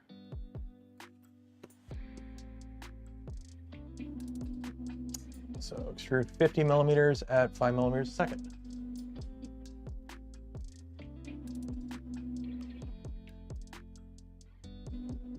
That seems a bit better. Okay, and then extrude another.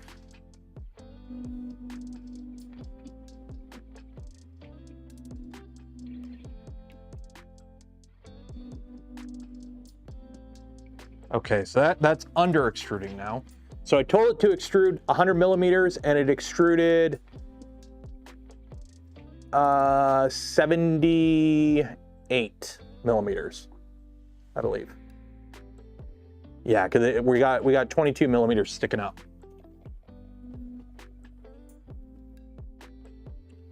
So maybe it should be instead of 22, maybe it should just be 20. Wrong gear ratio. Is it gear ratio or the rotation distance? Is it 50 to 8? Yeah, maybe it's 50 to 8.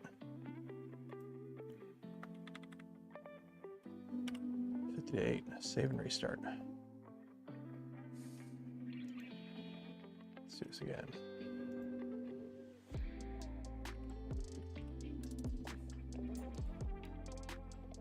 Okay. Good thing I left a whole bunch of filament in here to do this with, eh?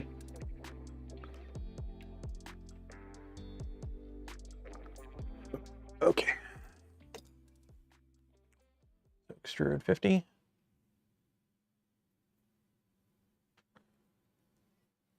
What time are we at anyways? 1:11. Okay.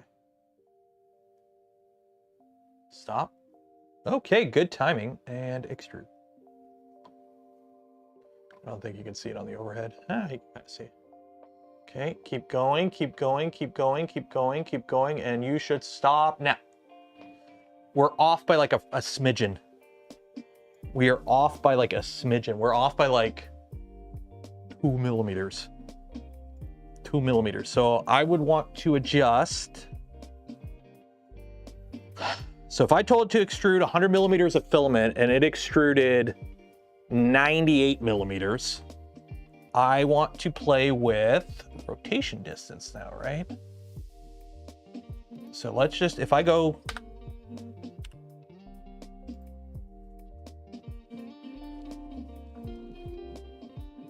oh wait, no, I gotta bump it up. I'd have to bump it up, right? Mine, I run 22.6. You know what, let's do 22.6, machine. Let's do 22.6. 22, where are we at? Where are we at? Extruder, 22.6. Save and restart. Let's see what we got here.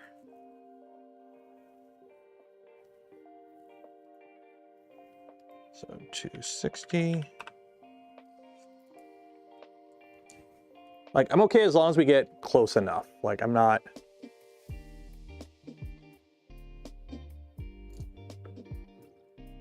Okay.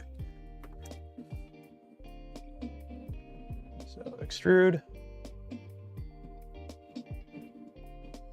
Look at all this filament I'm wasting. Hot.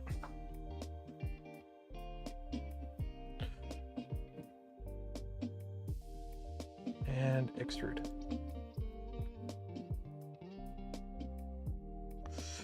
Okay, let's see. What do we got? What do we got? What do we got? What do we got? What do we got? What do we got? What do we got? Keep going, keep going, keep going, keep going. Nope, that was, I went the other way. Wrong way, wrong way.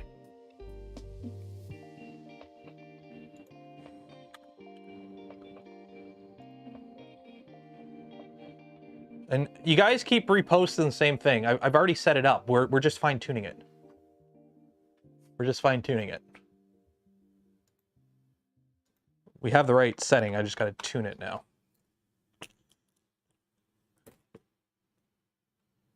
Okay, helps if I mark it first. Oop, I'm here. Matt's moving.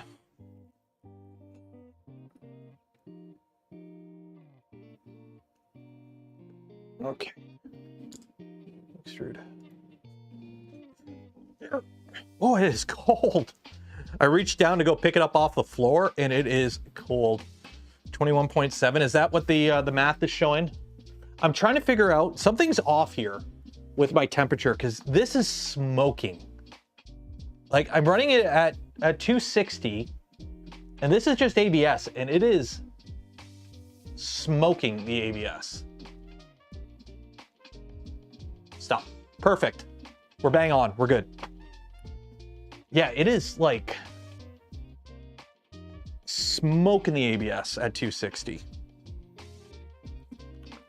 I wish I had a way to, like, first timer. Ah, your first timer? Hi, welcome. Okay, let's get this filament out of here.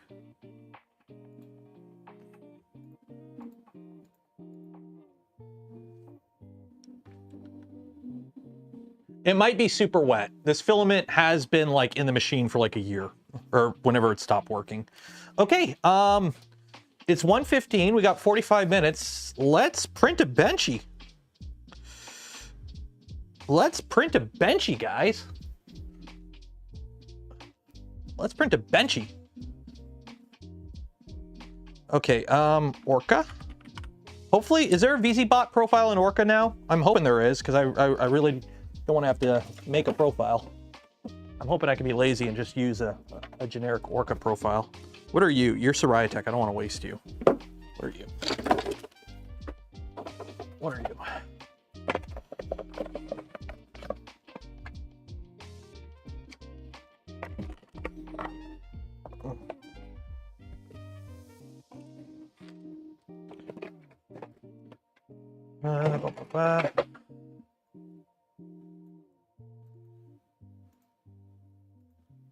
What do you mean log in? Do I gotta log in? I'm not logging in. Fuck off.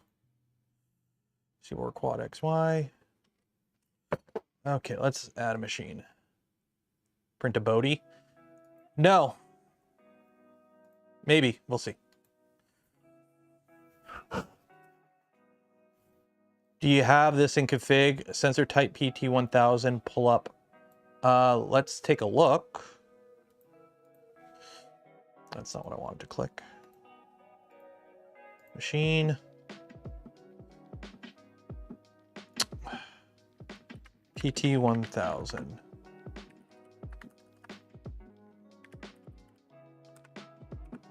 I only have that. Why should I have pull-up resistor 2000 in it? Like, is that something I should have? Like this? Like, should this be in here?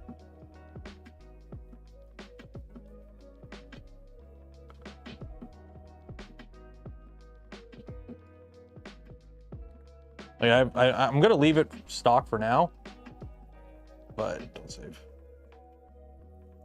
You had to put in for the EBB. Well, this isn't an EBB. This isn't an EBB. It's a Kraken. What do we got here? POLYMAKER ASA. That'll do.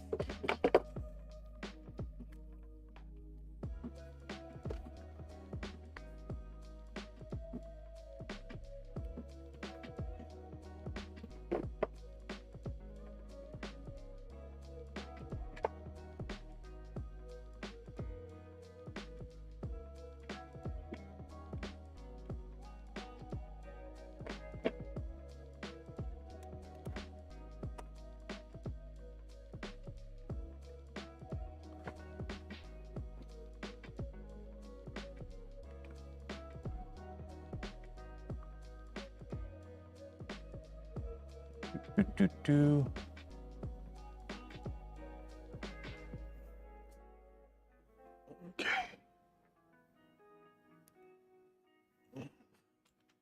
Yeah, it's smoking. Something ain't right here, because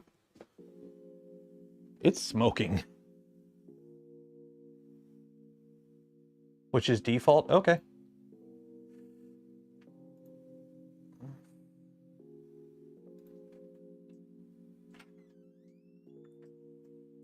Take care, boo.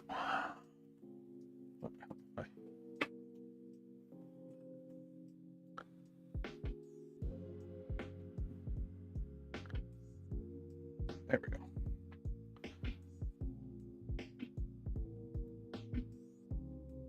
There we go. Get a meat thermometer. I mean, I could.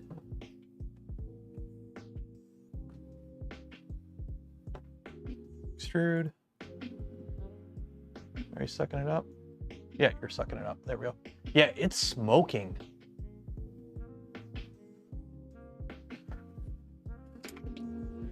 $4,700. Well, that's normal. No, we ran a PID. We ran a PID. Like, it's holding. It's just the fact that I'm getting smoke. Like, the fact that it's smoking is a little, I don't know if I don't know if the reading's accurate, put it that way. That's what I'm kind of concerned about right now, is I don't know if we're actually reading accurately. VZbot 330 all-wheel drive with a 0.4 nozzle, confirm. Pretty sure I have a 0.4 in here. Okay. What do I have downloaded? I don't have a lot downloaded. We need to print something. Is the thermistor loose? Nope. You a Tesla. Oh wait, no, that's a Skoda, never mind. 3D models. The 3D Bodie. Let's do a Bodie. Download. Download.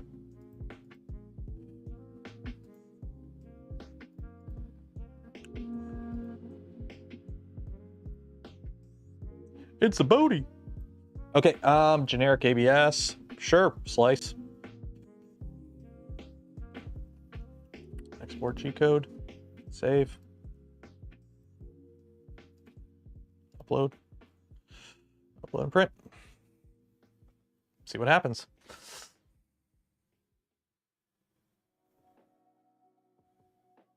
Unable to open file. Print. Unable to open file.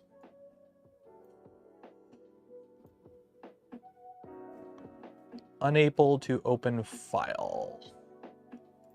What do you mean unable to open file? Export G code. G code.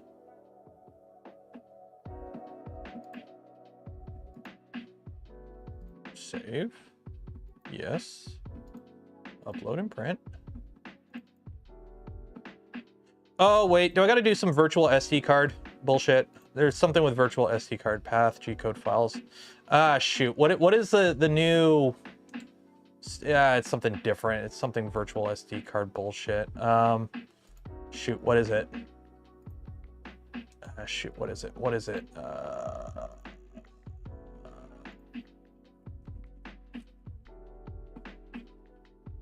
that's not it. Mainsail? Where's mainsail?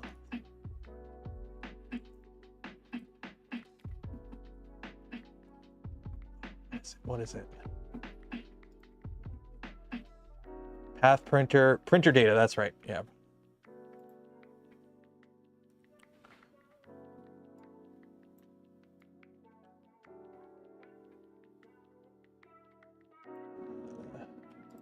Trying to copy chat while chat's moving, 1 second. Copy. Save and restart.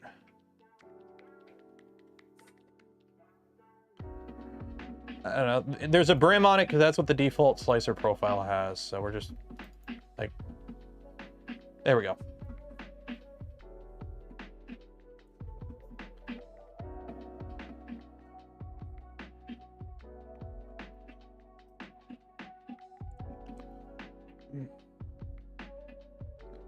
I'm hoping the default config is working pretty good with this. We'll find out.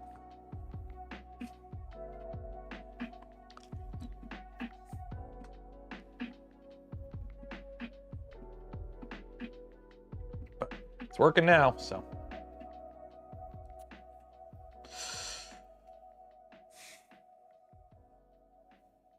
Are these fans on? Fans aren't on, but the motors aren't enabled, so that's fine.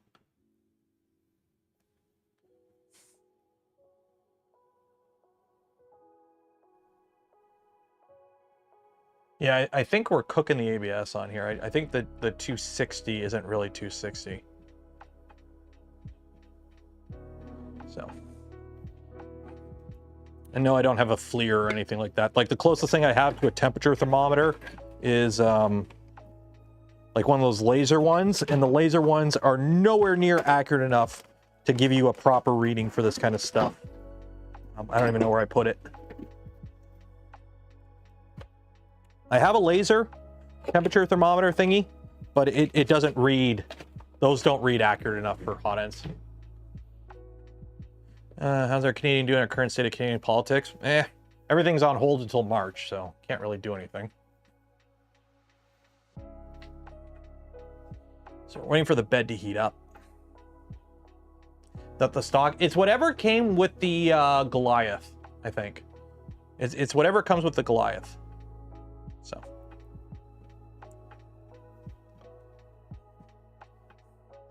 Oh yeah, I don't think I had the include mainsail.cfg part in my config. Oh no, it's there. It's there. Include mainsail.cfg is there. Dip switch settings and ports to plug the PT1000. I'm trying to remember. I don't even see dip switches on here. Oh, I do. They do look like they're moved, so I don't know. Page 21 of the Kraken manual. Let's pull that up while that's doing that. Kraken, BTT, Kraken manual.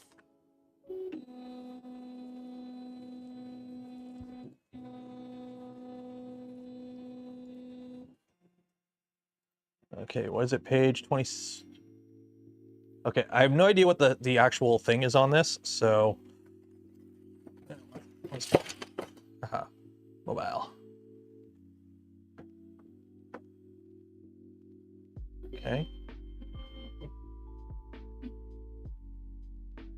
What's it doing? What's it doing? Unknown command. Oh, it's... I don't like the fact that it's heating up to 250 while touching the bed. I need to get better print, start, stop macros. I don't like the fact it's heating up to 250 while touching the bed.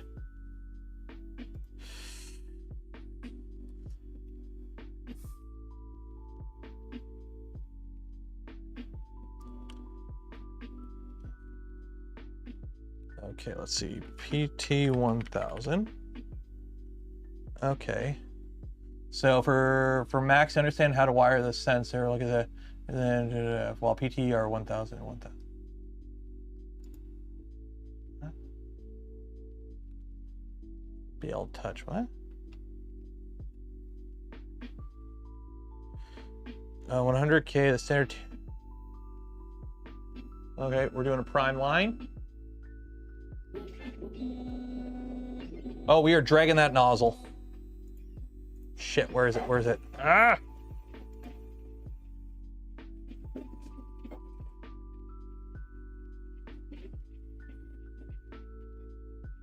What happened to auto-calibrate?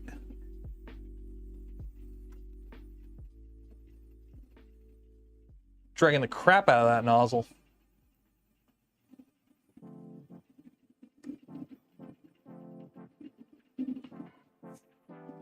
What happened to auto-calibrate, eh?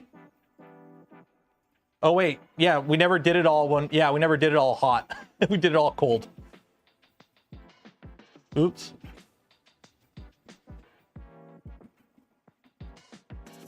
That's okay. Live adjust Z. Live adjust Z and save it. Move on with your life.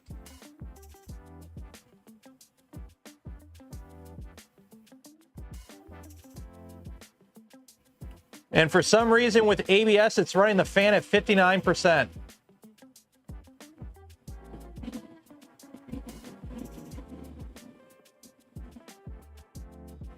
No PID tune, no pressure advance tuning.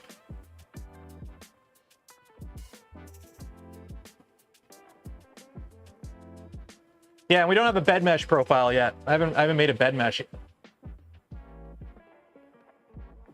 Oh well, whatever.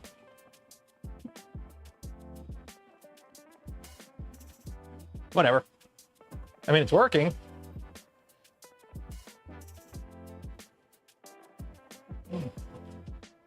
This camera can't focus this close, by the way.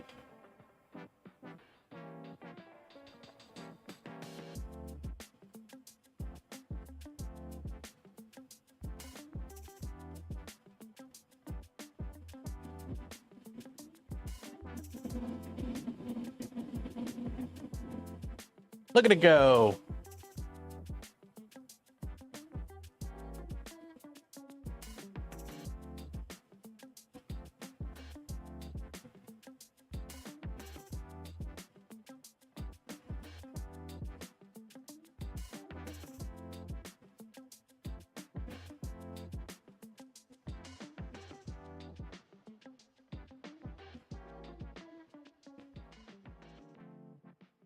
Yeah, what the heck does this mean? To understand how to wire your sensor, look at the pin. What? Shut up. Apply the following firmware settings. What?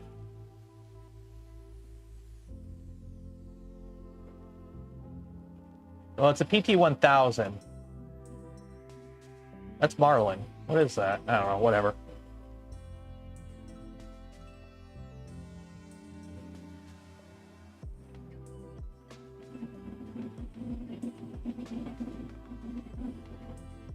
Let it go. What are my opinions? It's a nice machine. I like it. It's a little bit, I think is it a step up from a Voron? Yes, no. Different design ideology when it comes to making the printer. So for example, this machine is nowhere near as open source as a Voron, simply for the fact that it needs custom machine components to operate properly. And you do lose out on some fun stuff like the bed tramming and whatnot. But it's also not as space efficient as a Voron, I believe. But it's still a perfectly functional machine.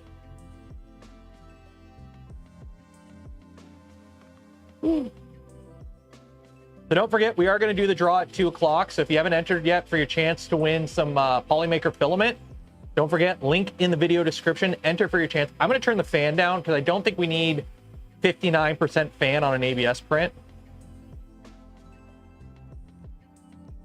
Nope, I can't turn it down because it auto jumps back up. Oh, well. Oh. Oh, it's bridging. Look at that bridge.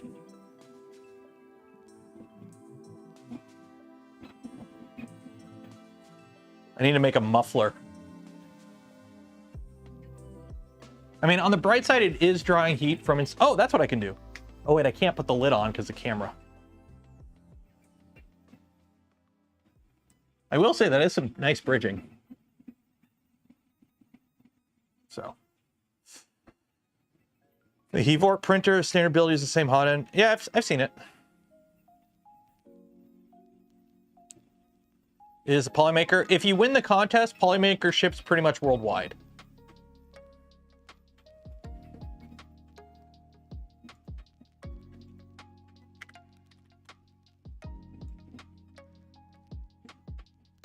Oh yeah, it wouldn't be too hard to change this to a dual Z setup. It's just you'd have to do quite a bit of modification.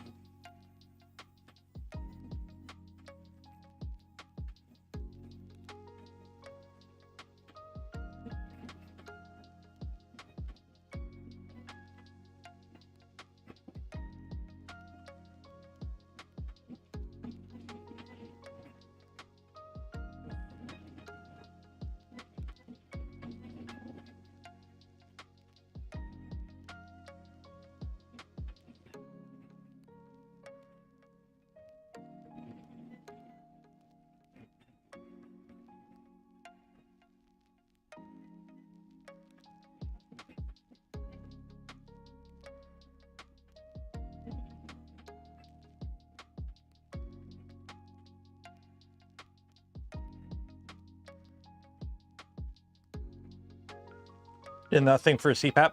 I mean, for the most part, I'm not too concerned about the noise. This is in my garage. Normally, I'm not like, it's separate from the house. And it would have a lid on it and under a shelf. So it's not that bad, actually. Also, I wouldn't be running the fan this loud normally with ABS. I'd be running at like 20-25%. Because right now it's just running at the default profile. Whatever the stock Orca profile is for this, that's what it's running at. So, and unfortunately this camera, I can't change the focus, I don't think. Let me fiddle with it. Mobile camera, figure video, camera control. Yeah, I can't play focus, unfortunately, on this camera. This webcam doesn't have focus control.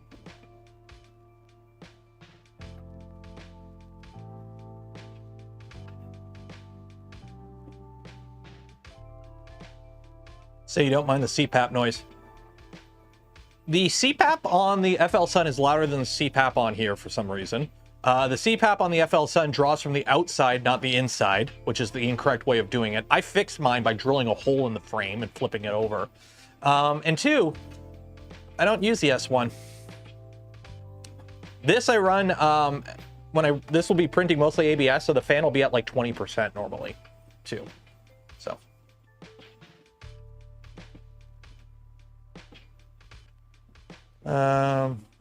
Who's winning the Phoenix? No idea who's winning the Phoenix. Hopefully somebody lucky. I know I'm not entering for it because I don't have room for it. And I'd rather build one. I don't want one just like given to me. If I'm getting a Phoenix, if I'm doing a Phoenix, I want to build it. I don't want to just have one given to me. So yeah.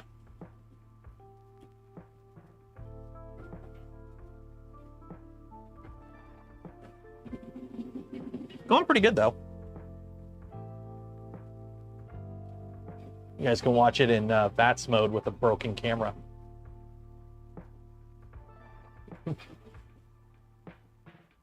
Is there a Phoenix drawing? E3D's doing it for Smurf.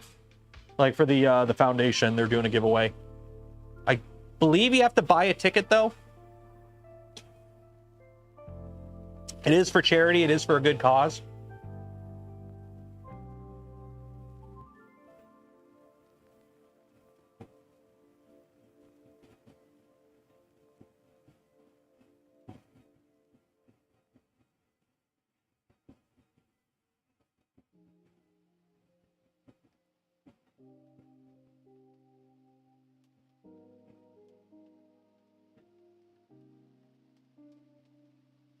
With your experience, should I use a Kraken or a Manta for a high-speed motor with 48 volts?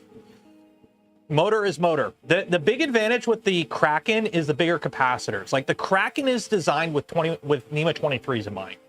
So M8P with NEMA 17s, unless you are like absolutely running them at the limit of like the driver, you're gonna be fine. Like if it's a V2, if you're putting it on a normal boron, M8P is fine. Kraken is just overkill for a lot of 3D printers.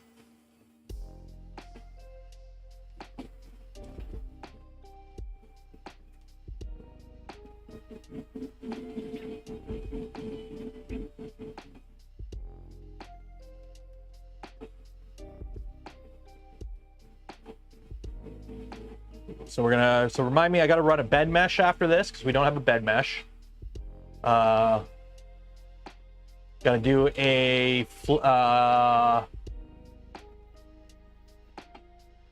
not an input shaper, a pressure advance tune, then input shaper, but I'll do input shaper after I put it on the ground.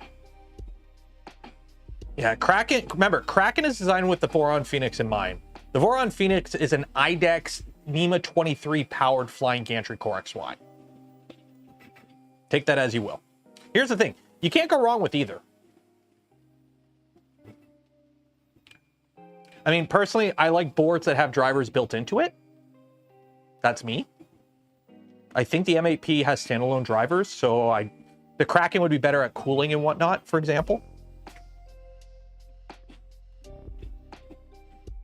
So.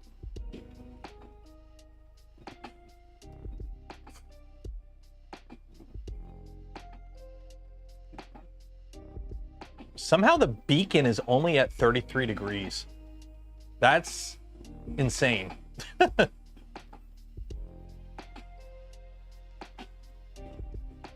I would put the LDO 2504. You know what's funny? I have no idea what any motor spec means. When it comes to NEMA 23s, you want to know which ones I use? Whatever one the kits come with.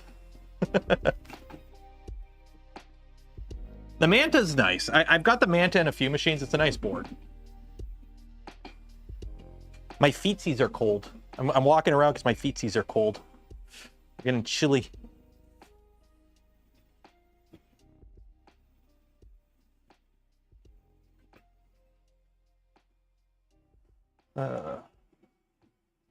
Or you get a Leviathan. Leviathan's a nice board too. Leviathan is a nice board too. I have that in some printers as well.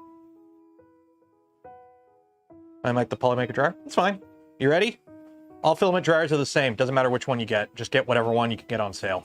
I really don't care which one. I've got the Polymaker one. I got the Creality one. I got some other one from Fadus, I think, somewhere. Guess what? They all pretty much do exactly the same thing. Get whatever one has a nice... I like the Polymaker one simply for the fact you can use one dryer with multiple dry boxes. So you can rotate them. So you only need one actual dryer instead of every dry box also has a dryer built in with like something like the Creality one. So they all do exactly the same thing. They all function exactly the same, in my opinion. None are better than the other. It's just whatever one has the form factor that you like, go with. And whatever one you can get on sale, go with. So have I tried making my own? Yeah, I've got a... whatchamacallit, I got a food dehydrator over there I just cut up and put a box on. Filament dryers are nothing fancy. All it is, just go to like your Value Village or your Goodwill or whatever, buy a used food dehydrator and just modify it to fit filament. That's all you need to do. They're nothing like crazy.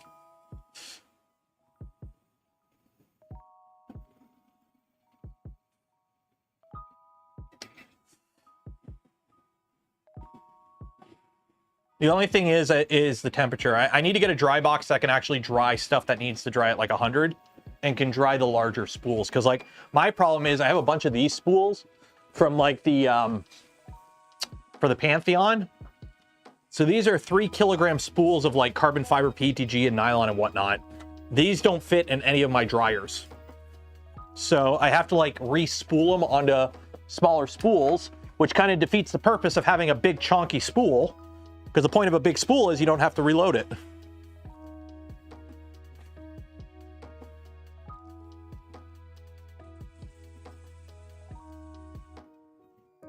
Yeah, I think I'm just going to run this at 250 and call it a day instead of trying to figure out what temperature. Because 250, I mean, I know you can't really see too well on this camera, but it's printing beautifully at 250. And that's with zero tuning. So.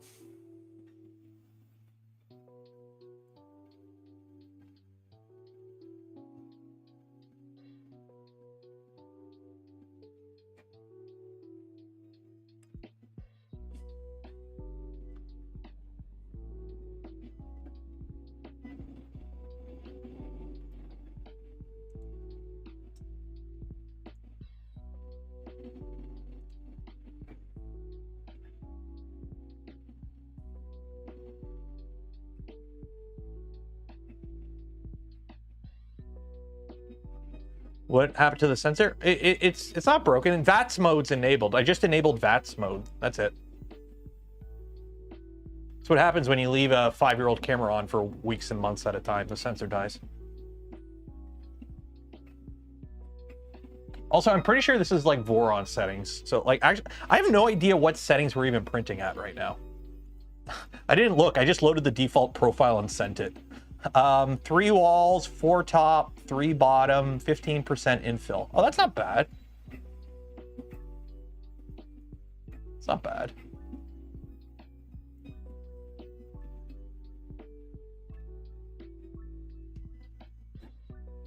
There we go. 100 CD hydrator, nice. Is it possible to use the Voron tap for Z home and then use a BTT eddy probe for bend meshing? Tom, technically you could, but I would not bother with that at all, because just run one bed mesh and save it. You don't need to rerun bed meshes. Like, how Vorons use like 8mm thick aluminum beds. They're not tacoing that much. So what you do, you run a bed mesh and you save it, and then you just run a gantry tram every print. Having a beacon doesn't make your gantry tramming any faster. It takes 2 seconds to do it normally. And that's it. Now you could do tap, but there's really no point. And also the Big Tree Tech Eddy, it works, but it's not that great. Like if you want to run an inductive coil based probe, do a beacon. Or if you're a little bit cheaper, run a cartographer. Simple as that. I believe the Big Tree Tech Eddy has problem with drifting with temperature, if I'm not mistaken. I haven't actually put it in any of my printers. How long the Benchy situation? You know what's funny? Nothing has changed with the Benchy. Like, in terms of the Benchy, nothing has changed. It's just people are now finally realizing after freaking 10 years that you're not allowed to modify files and redistribute it. It's always had that license. It's just nobody ever followed it. Like, you can still print Benchies and download Benchies. You're just not allowed to modify the Benchy. It's a test print, but it somehow became a community thing. Like, it became like a cultural thing within 3D printing. It was never meant to be. It's a test print. That's why you're not supposed to modify, because if you modify the test print, it's no longer a test print.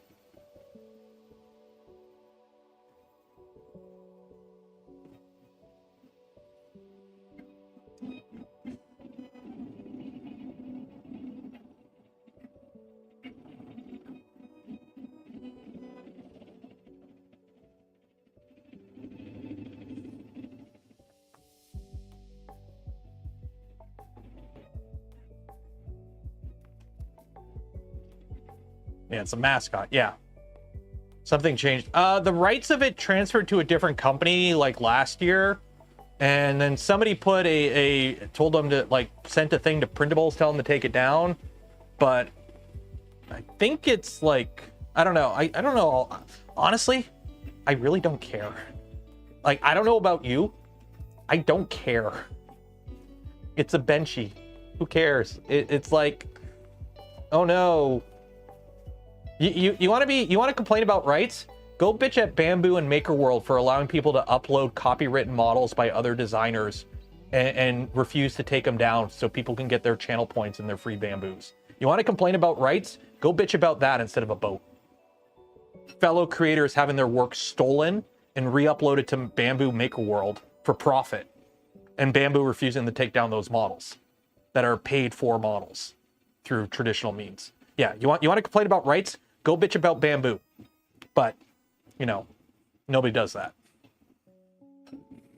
There's like 3 creators that bother calling them out for their bullshit.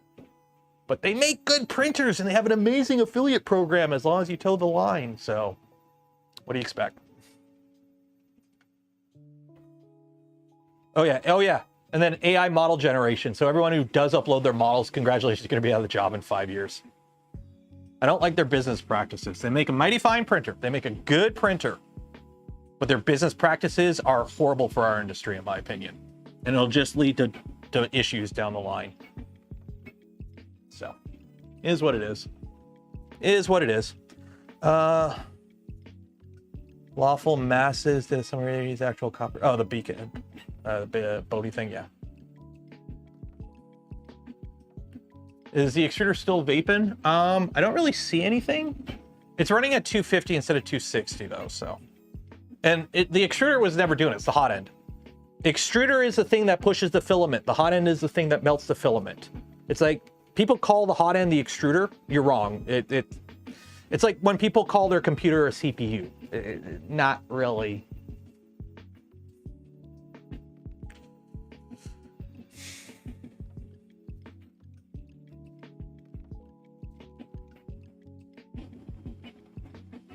But yeah, here, I'll pull up the thing I'm referencing here. Where is it? Yeah. So 3D Printing World, he's the guy who designs like those lightsabers that extend and whatnot.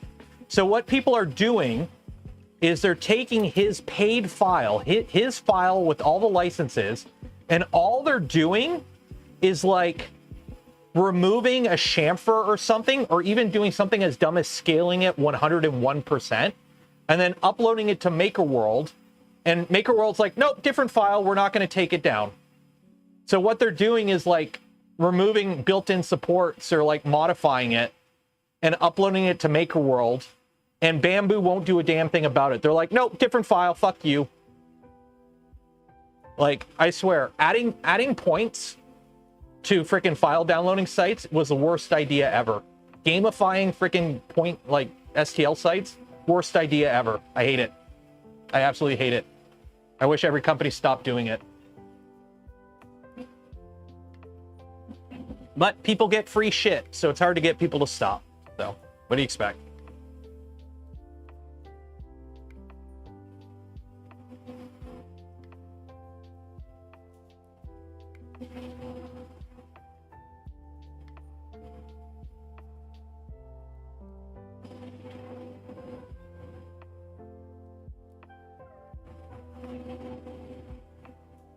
Wasn't Prusa? Oh, I know Prusa was the first to do it. I give Prusa credit. When you go to cash out on Prusa's website, they actually have a human go through and verify. So on Prusa, if you collect enough Prusa points and you go to like get a coupon or whatever, it takes a while for you to get the coupon because they actually have a physical human made out of meat go in and check everything to make sure you didn't scam the system. Okay? Prusa actively does that. I guarantee you Bamboo does not do that. I guarantee you Bamboo does not do that. So I don't, Prusa at least does it in a way that kind of is better. I don't like the whole thing as a whole, but when there's somebody who's doing it with some safeguards and some protections in place, and then another company that's actively not giving a fuck, and I'm swearing because it annoys me when people do this kind of shit. When a company's actively not giving a fuck and allowing people to upload stolen models for points just so they can get more exposure, that annoys me. So because they're doing that, it tarnishes the whole system. So, say my opinion or get sued.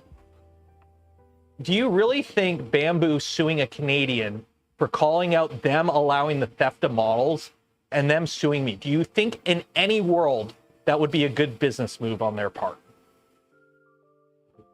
They make a good printer. Their business practices are shite.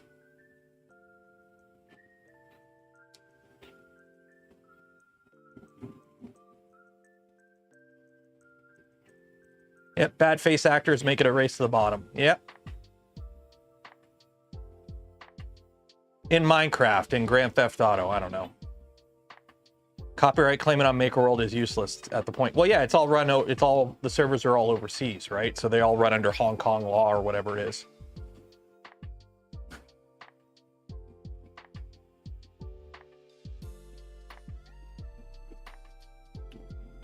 Yeah, just think. So imagine if this is the scenario. It's 5 years from now. Bamboo's the only 3D printer company in the world because they've managed to run out every other company by undercutting them and basically dominating the field. Congratulations, Bamboo just put out their new firmware. You can only print models off their site.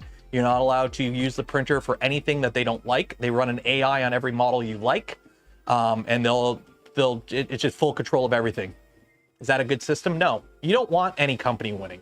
I don't want Prusa to be the best printer in the world. I don't want Bamboo to be the best printer in the world. I want them all fighting constantly. So as a user, I get the best experience. You don't want somebody dominating. You know what happens when somebody dominates? We get Ender 3 clones and we're stuck on Thingiverse. Remember those years?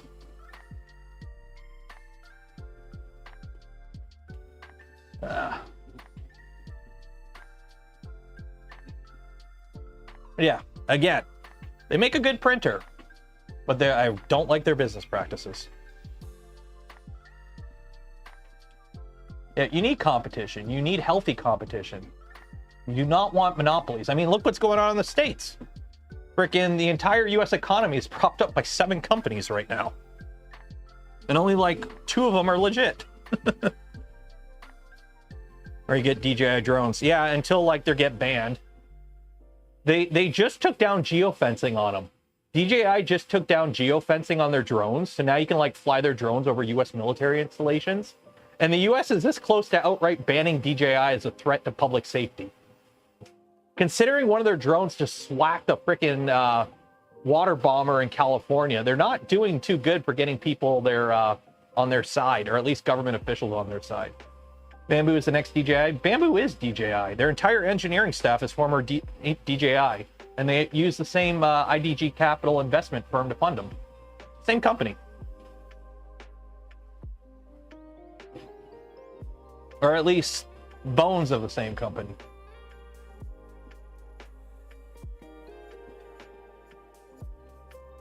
Yeah, monopolies are not good. Yeah, internet in the States. Internet in a lot of places is run by one company.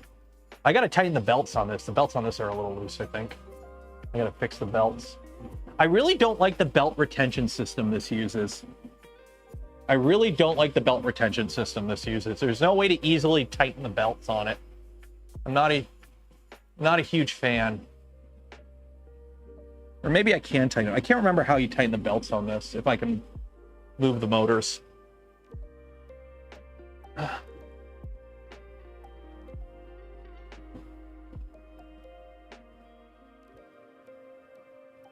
What time are we at? Ooh, we got 5 minutes to the draw. Is the mic derping?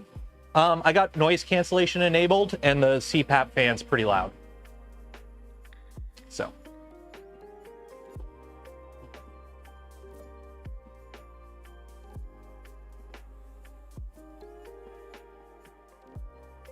That's right.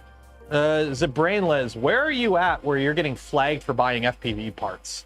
Because I have multiple FPV drones, but they're DIY, like they're quadcopters. They're like the ones you wear the goggles and race them around and whatnot. Imagine Shaggy taking off the mask of Bamboo. Adventure printing. Open up the back of a Bamboo. You see Spintroll MCUs. Spintroll MCUs are what DJI use. It's the same parts bin.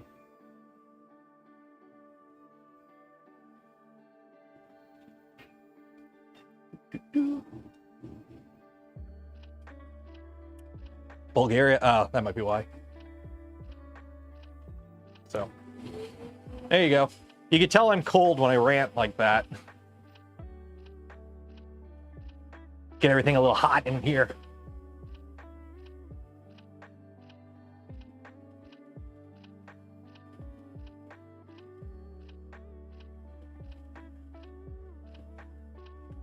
Ooh.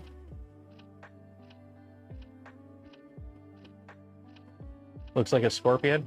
Yeah, it kind of does. Yeah, it's got the claws up front. Yeah, it does look like a scorpion from that angle.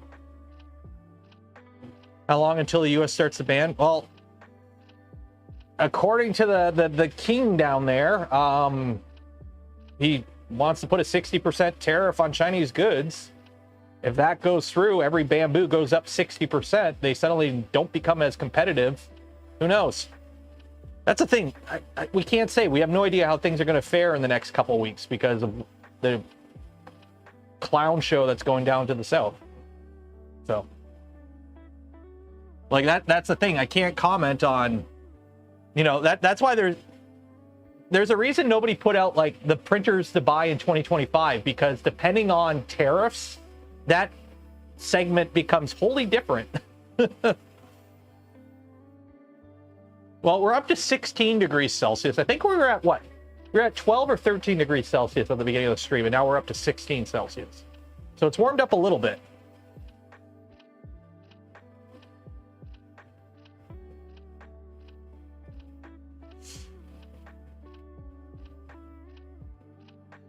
Core 1 gets very expensive.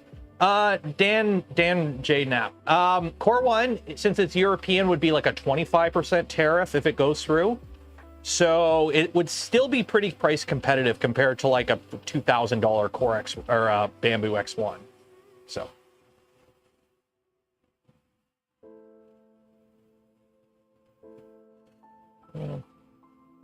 Also, again, Prusa is now building some of their printers in the US now, so.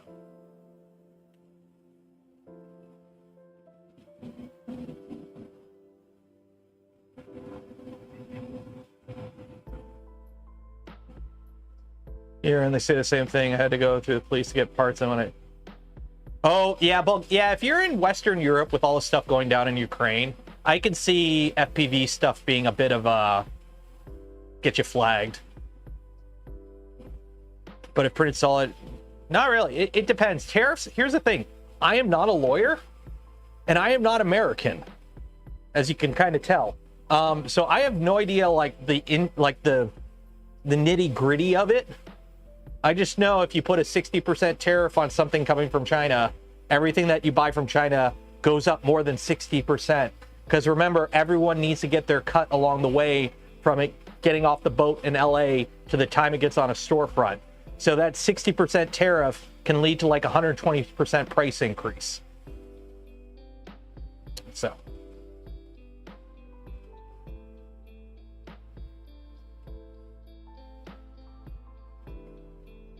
I know a bit about tariffs. I don't know all the nitty gritty about it, but I understand the basics of it. It doesn't take that long to get educated in the basics.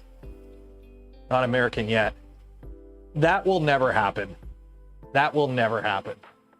And if they try, I wouldn't be streaming for a bit because I'd be busy.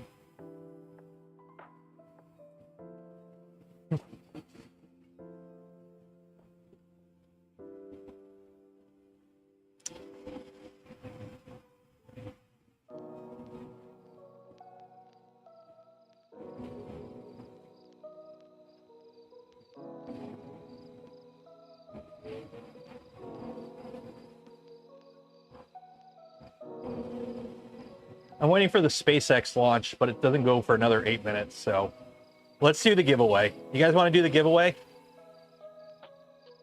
Let's do the giveaway. Let's do the giveaway. Close all this down. I've got like a million windows open. Okay. Let's see here. Where is it? There we go.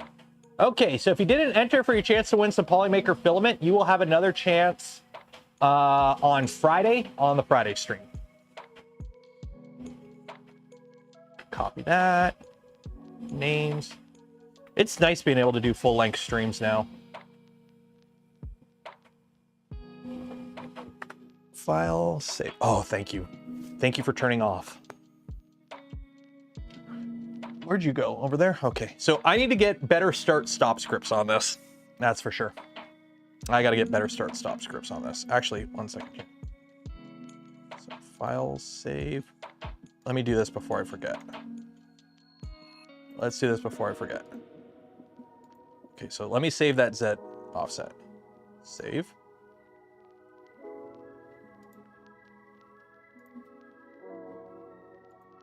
Is the print over?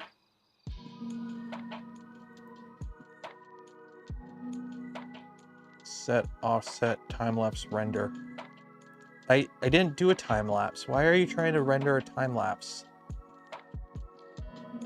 What are you doing? What are you doing? Okay, whatever. I'll let that do its thing. Okay. Let's do this giveaway. Let's do this giveaway. Don't forget to bed mesh. Yeah, I got to do bed mesh. I got to do pressure advanced tune. I got to do input shaper, but I'll do that once it's back down there. And a bunch of other stuff. Add names, clear, open, names, 327. Let's go with the Marble Adventure. How many bots do we have? And by bots, I mean entries, 327. 327. Nope. 327, bots, go. So how this works, if you win, you get a spool of filament from POLYMAKER. But if I pick your ball and you win, you also get a free hat. So good luck to this person right here, whoever this is. Who is that? Who is that? Who is that? Johan? Johan Maybom. Maybom? Johan Maybom. If you win, you get a free hat along with your spool of POLYMAKER filament. Good luck. Where are you guys going? Get back here. Get back here. Okay, anyways. Remember, exclamation mark zoom zoom makes you go faster. Exclamation mark gullible makes everyone else go slower. And if you like the smash button and subscribe to the channel, it greases your ball up and makes it go even faster. I'm assuming there's launches on this somewhere. Jeez. Oh, Johan! Johan, no! Well, there goes Johan's chance of a free hat. No free hat today. Where are the flippers? Who's launching these people off? Is there...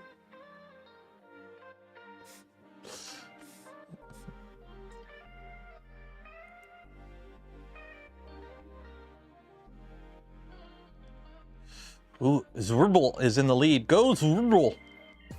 You got this, Zwirbel. Are you supposed to pronounce that? Is the Z silent? Warble? Warble? Zwirbel? Is the Z silent? No, no, come on. Warble, Warble. Okay, Steve, it's yours to lose, Steve. Come on, Steve, you got this. My feet are freezing right now. I can't feel my toes. I'm wearing my boots, but like, I'm still standing on concrete. I got a little mat I'm on, but it ain't doing much.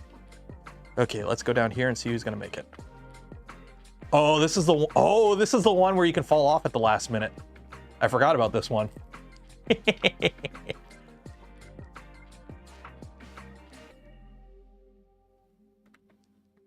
Oh, come on. Oh. No, you go in the silent.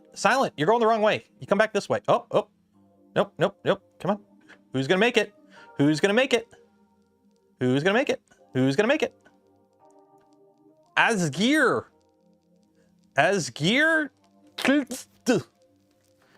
You know, you guys can have better names that are easier to pronounce. Asgear. Congratulations, Asgear. You have won yourself a spool of filament from POLYMAKER. Only 4 people have made it across so far. No. You go through the hoop. Through the hoop. Only 4 people made it through the hoop. 4. That's it. Just 4. Okay. Congratulations, Asgear. You have won yourself a spool of filament. AES. Asgear. Where are you? How do you spell that? Oh, shoot. I forgot how do you spell it. Asgear. Where? Uh-oh. Where'd he go? Where'd he go? Where is Asgear? How do you spell it? Forgot to check that. Can I see previous runs? How do you... Why can't I find them in the list? Where are they? Asgear. Oh, there it is. Found him. There you go. There we go. Found you. Okay, so you will get an email from me after the stream ends with information on how to collect your filament from POLYMAKER. Woo! Golf claps in chat, everyone. Golf claps, yay! Okay, let's see. Can I finally save this? Why? What's going on here? What is going on here? Okay, stop, end, print. Okay, cool. There we go. Okay, so now, offset, save config. Okay, so that's offset. Let's take a look at our print and see how it did.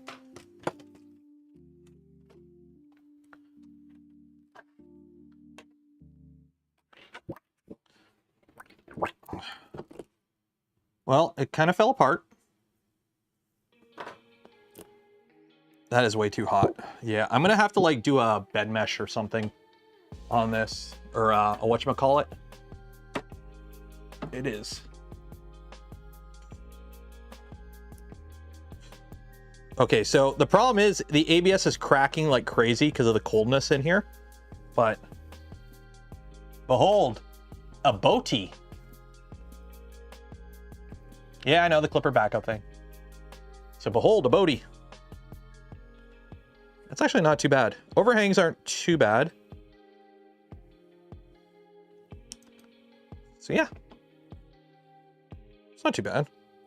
It'll be better once we get it all enclosed and everything. Ooh. We just heard from the launch director, so at T-minus 40 seconds, all systems are go for launch of Transporter 12. Rocket time. You guys want to watch a rocket launch? I've got like 10 minutes before I got to go pick up the little guy from school. So we'll watch the rocket launch while I work on this. I'm going to throw this in the freezer just to see if I can peel off this stuff. Oh, my fishing rod. Oh no. Okay, we're good. In the fridge, let that cool down. 5, 4, 3, 2, 1. Ignition. Lift off of the Woo, look at it go. Boost back. Oh, they're doing a return to launch site landing. Oh, that'll be cool. Yeah, if they're doing a boost back, I think they're doing return to launch site. Stage 1 propulsion is nominal. This is cool.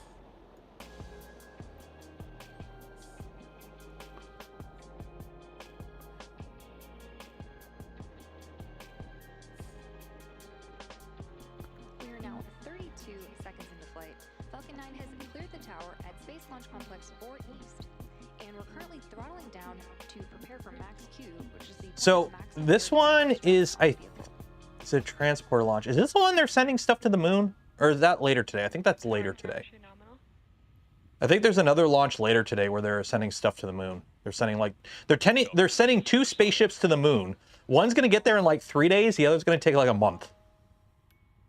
They're gonna try and catch the fairing. No, they don't catch the fairings anymore. They stopped doing that because they realized it was easier just to let them land in the water and fish them out. So they don't bother trying to catch the fairings anymore. They just let them land in the water and fish them out. And they just spent a little bit more to make them more waterproof instead of trying to catch them every time, and it works fine. So if you are in California, in LA, in the LA area, or like, you can actually go outside and watch this right now. So if you're on the West Coast, because this is out of Vandenberg, so you can just go outside and watch this right now, kind of thing.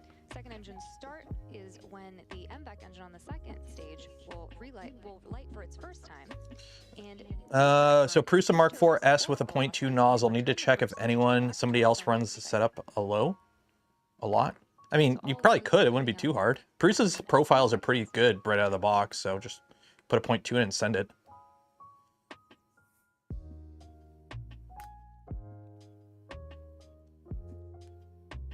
Oregon reporting in, you see clouds. LA people. Well, shoot, I know it was supposed to get windy. Hopefully they didn't get too bad. So this is cool. So it's coming for a boost back. So you're going to see it do a flip, which will be pretty cool. Stage separation confirmed. So as soon as they separate, the booster should just start keeling right over for a flip. Yeah. Impact ignition. Stage 1 boost back startup. And then you should see the booster ignite its engines and start flying back home. Yeah, there you go. You see it flying away right there.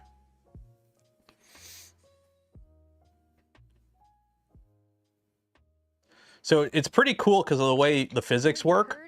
So that it launches, and then here we'll use the LTT screwdriver. So it launches, and then it does a boost back, but because of physics, it's not like it goes do and comes right back. It like launches, does the boost back, but it's still going up. So it's like going up, and then it comes and lands. Fairing separation. So it's pretty cool. And, oh, okay, so this is a transporter. This is a ride share. So these are all for companies that can't afford to send their own rocket up on their own. They buy a seat on one of these. So you can set up like 20 satellites at once. With one side flying for its 19th time and the other for its 18th time. Stage 1 boost back shut down. And we just had the end of boost back burn. The next And then stage tomorrow is is Starship, I entry believe. burn on our first stage, which is scheduled to occur around the T+6 minute mark. Let me go get the bed out and peel all the prints off, or at least try to. I might have to do the thing where I print a full bed of like a 1 millimeter thick print over the whole bed, just to try and clean all the stuff that's probably embedded in the bed now. Vehicles are on a nominal trajectory. Okay, let's see. Can I? Oh yeah, this is. Inside of your screen, we just saw the 4 grid fins deploy.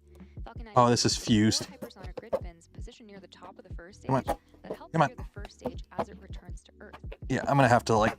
And we're currently in our first MVAC burn. I'm gonna have to like really Last for another few minutes. clean this. This bed As is. mentioned, the next milestone will be the first stage entry burn, which is coming up in about a minute and a half.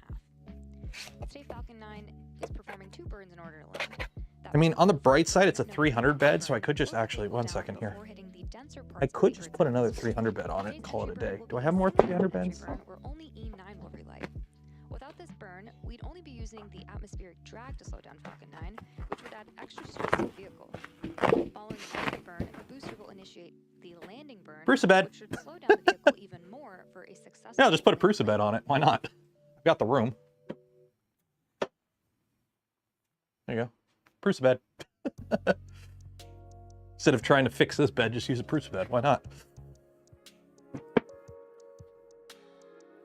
Okay, so The white puffs coming off of Falcon 9 that you see on your screen are cold nitrogen gas, which help with attitude control. oh yeah, I got to do a bed mesh and everything still.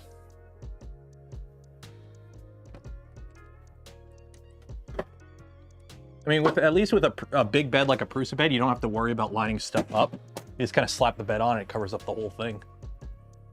And it's the satin bed, which I like, so.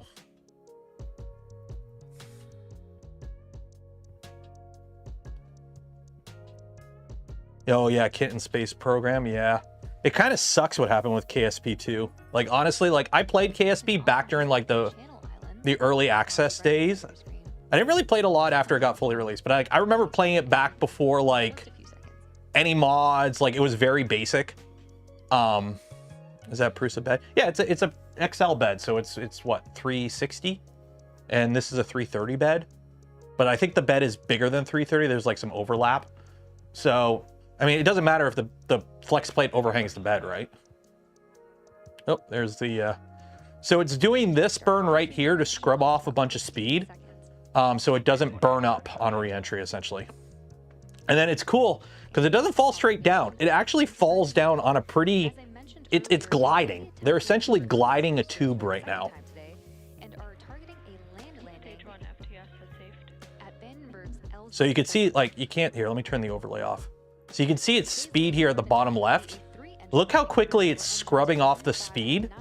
And that's just from air resistance. Like, it's just scrubbing off speed from air resistance. Stage 1 transonic.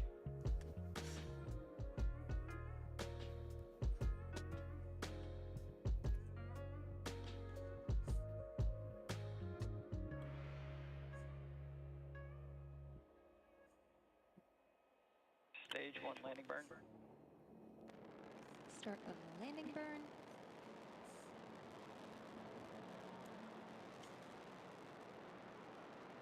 Stage 1 landing leg deployed. And boop. Easy peasy. Stage 1 landing confirmed. And as you saw and Right on the X. Successful first stage landing at landing zone. Right on the X. Which marks the second landing for this specific booster, which previously supported NROL 126. This marks the 397th landing of an orbital class booster. Did you hear that? I've got the audio pretty low. 397 landings. 10 seconds. I think that's what they said. Stage 2 FTS. They've landed 397 boosters. That is insane. Like, I remember watching the first time they did it. Now, I remember watching how many times they failed doing it. But like, it's just so easy now. It's ridiculous. And Seco. We're not going to stick around for that because I got to go pick up a little guy from school. So we're calling it there. So. Nominal parking orbit. There we go. So that was cool.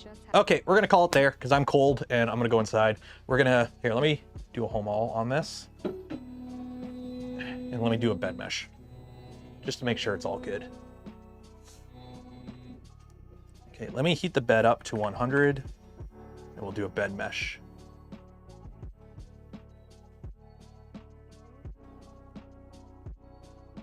It still uses the inductive probe for bed meshing, right?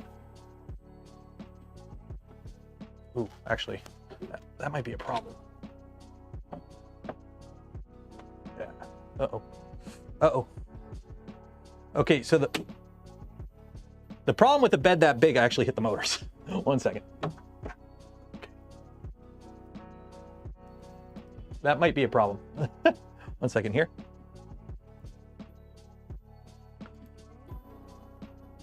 Okay, we're good.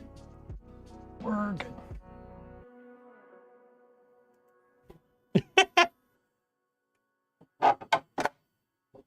There we go. Okay.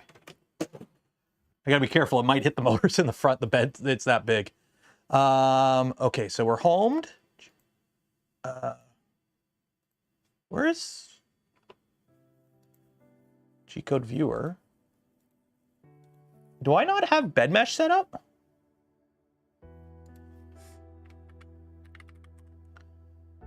I don't have a bed mesh section. Anyone? Oh shoot, I don't have a bed mesh section.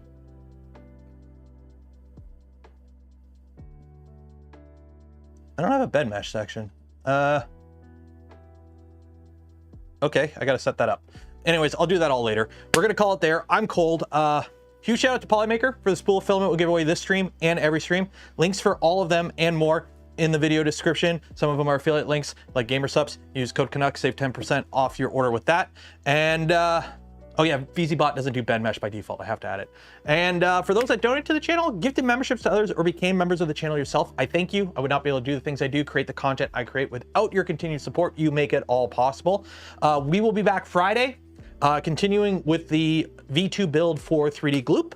Hope you enjoyed the stream, and I'll see you later in the week. Goodbye. Goodbye.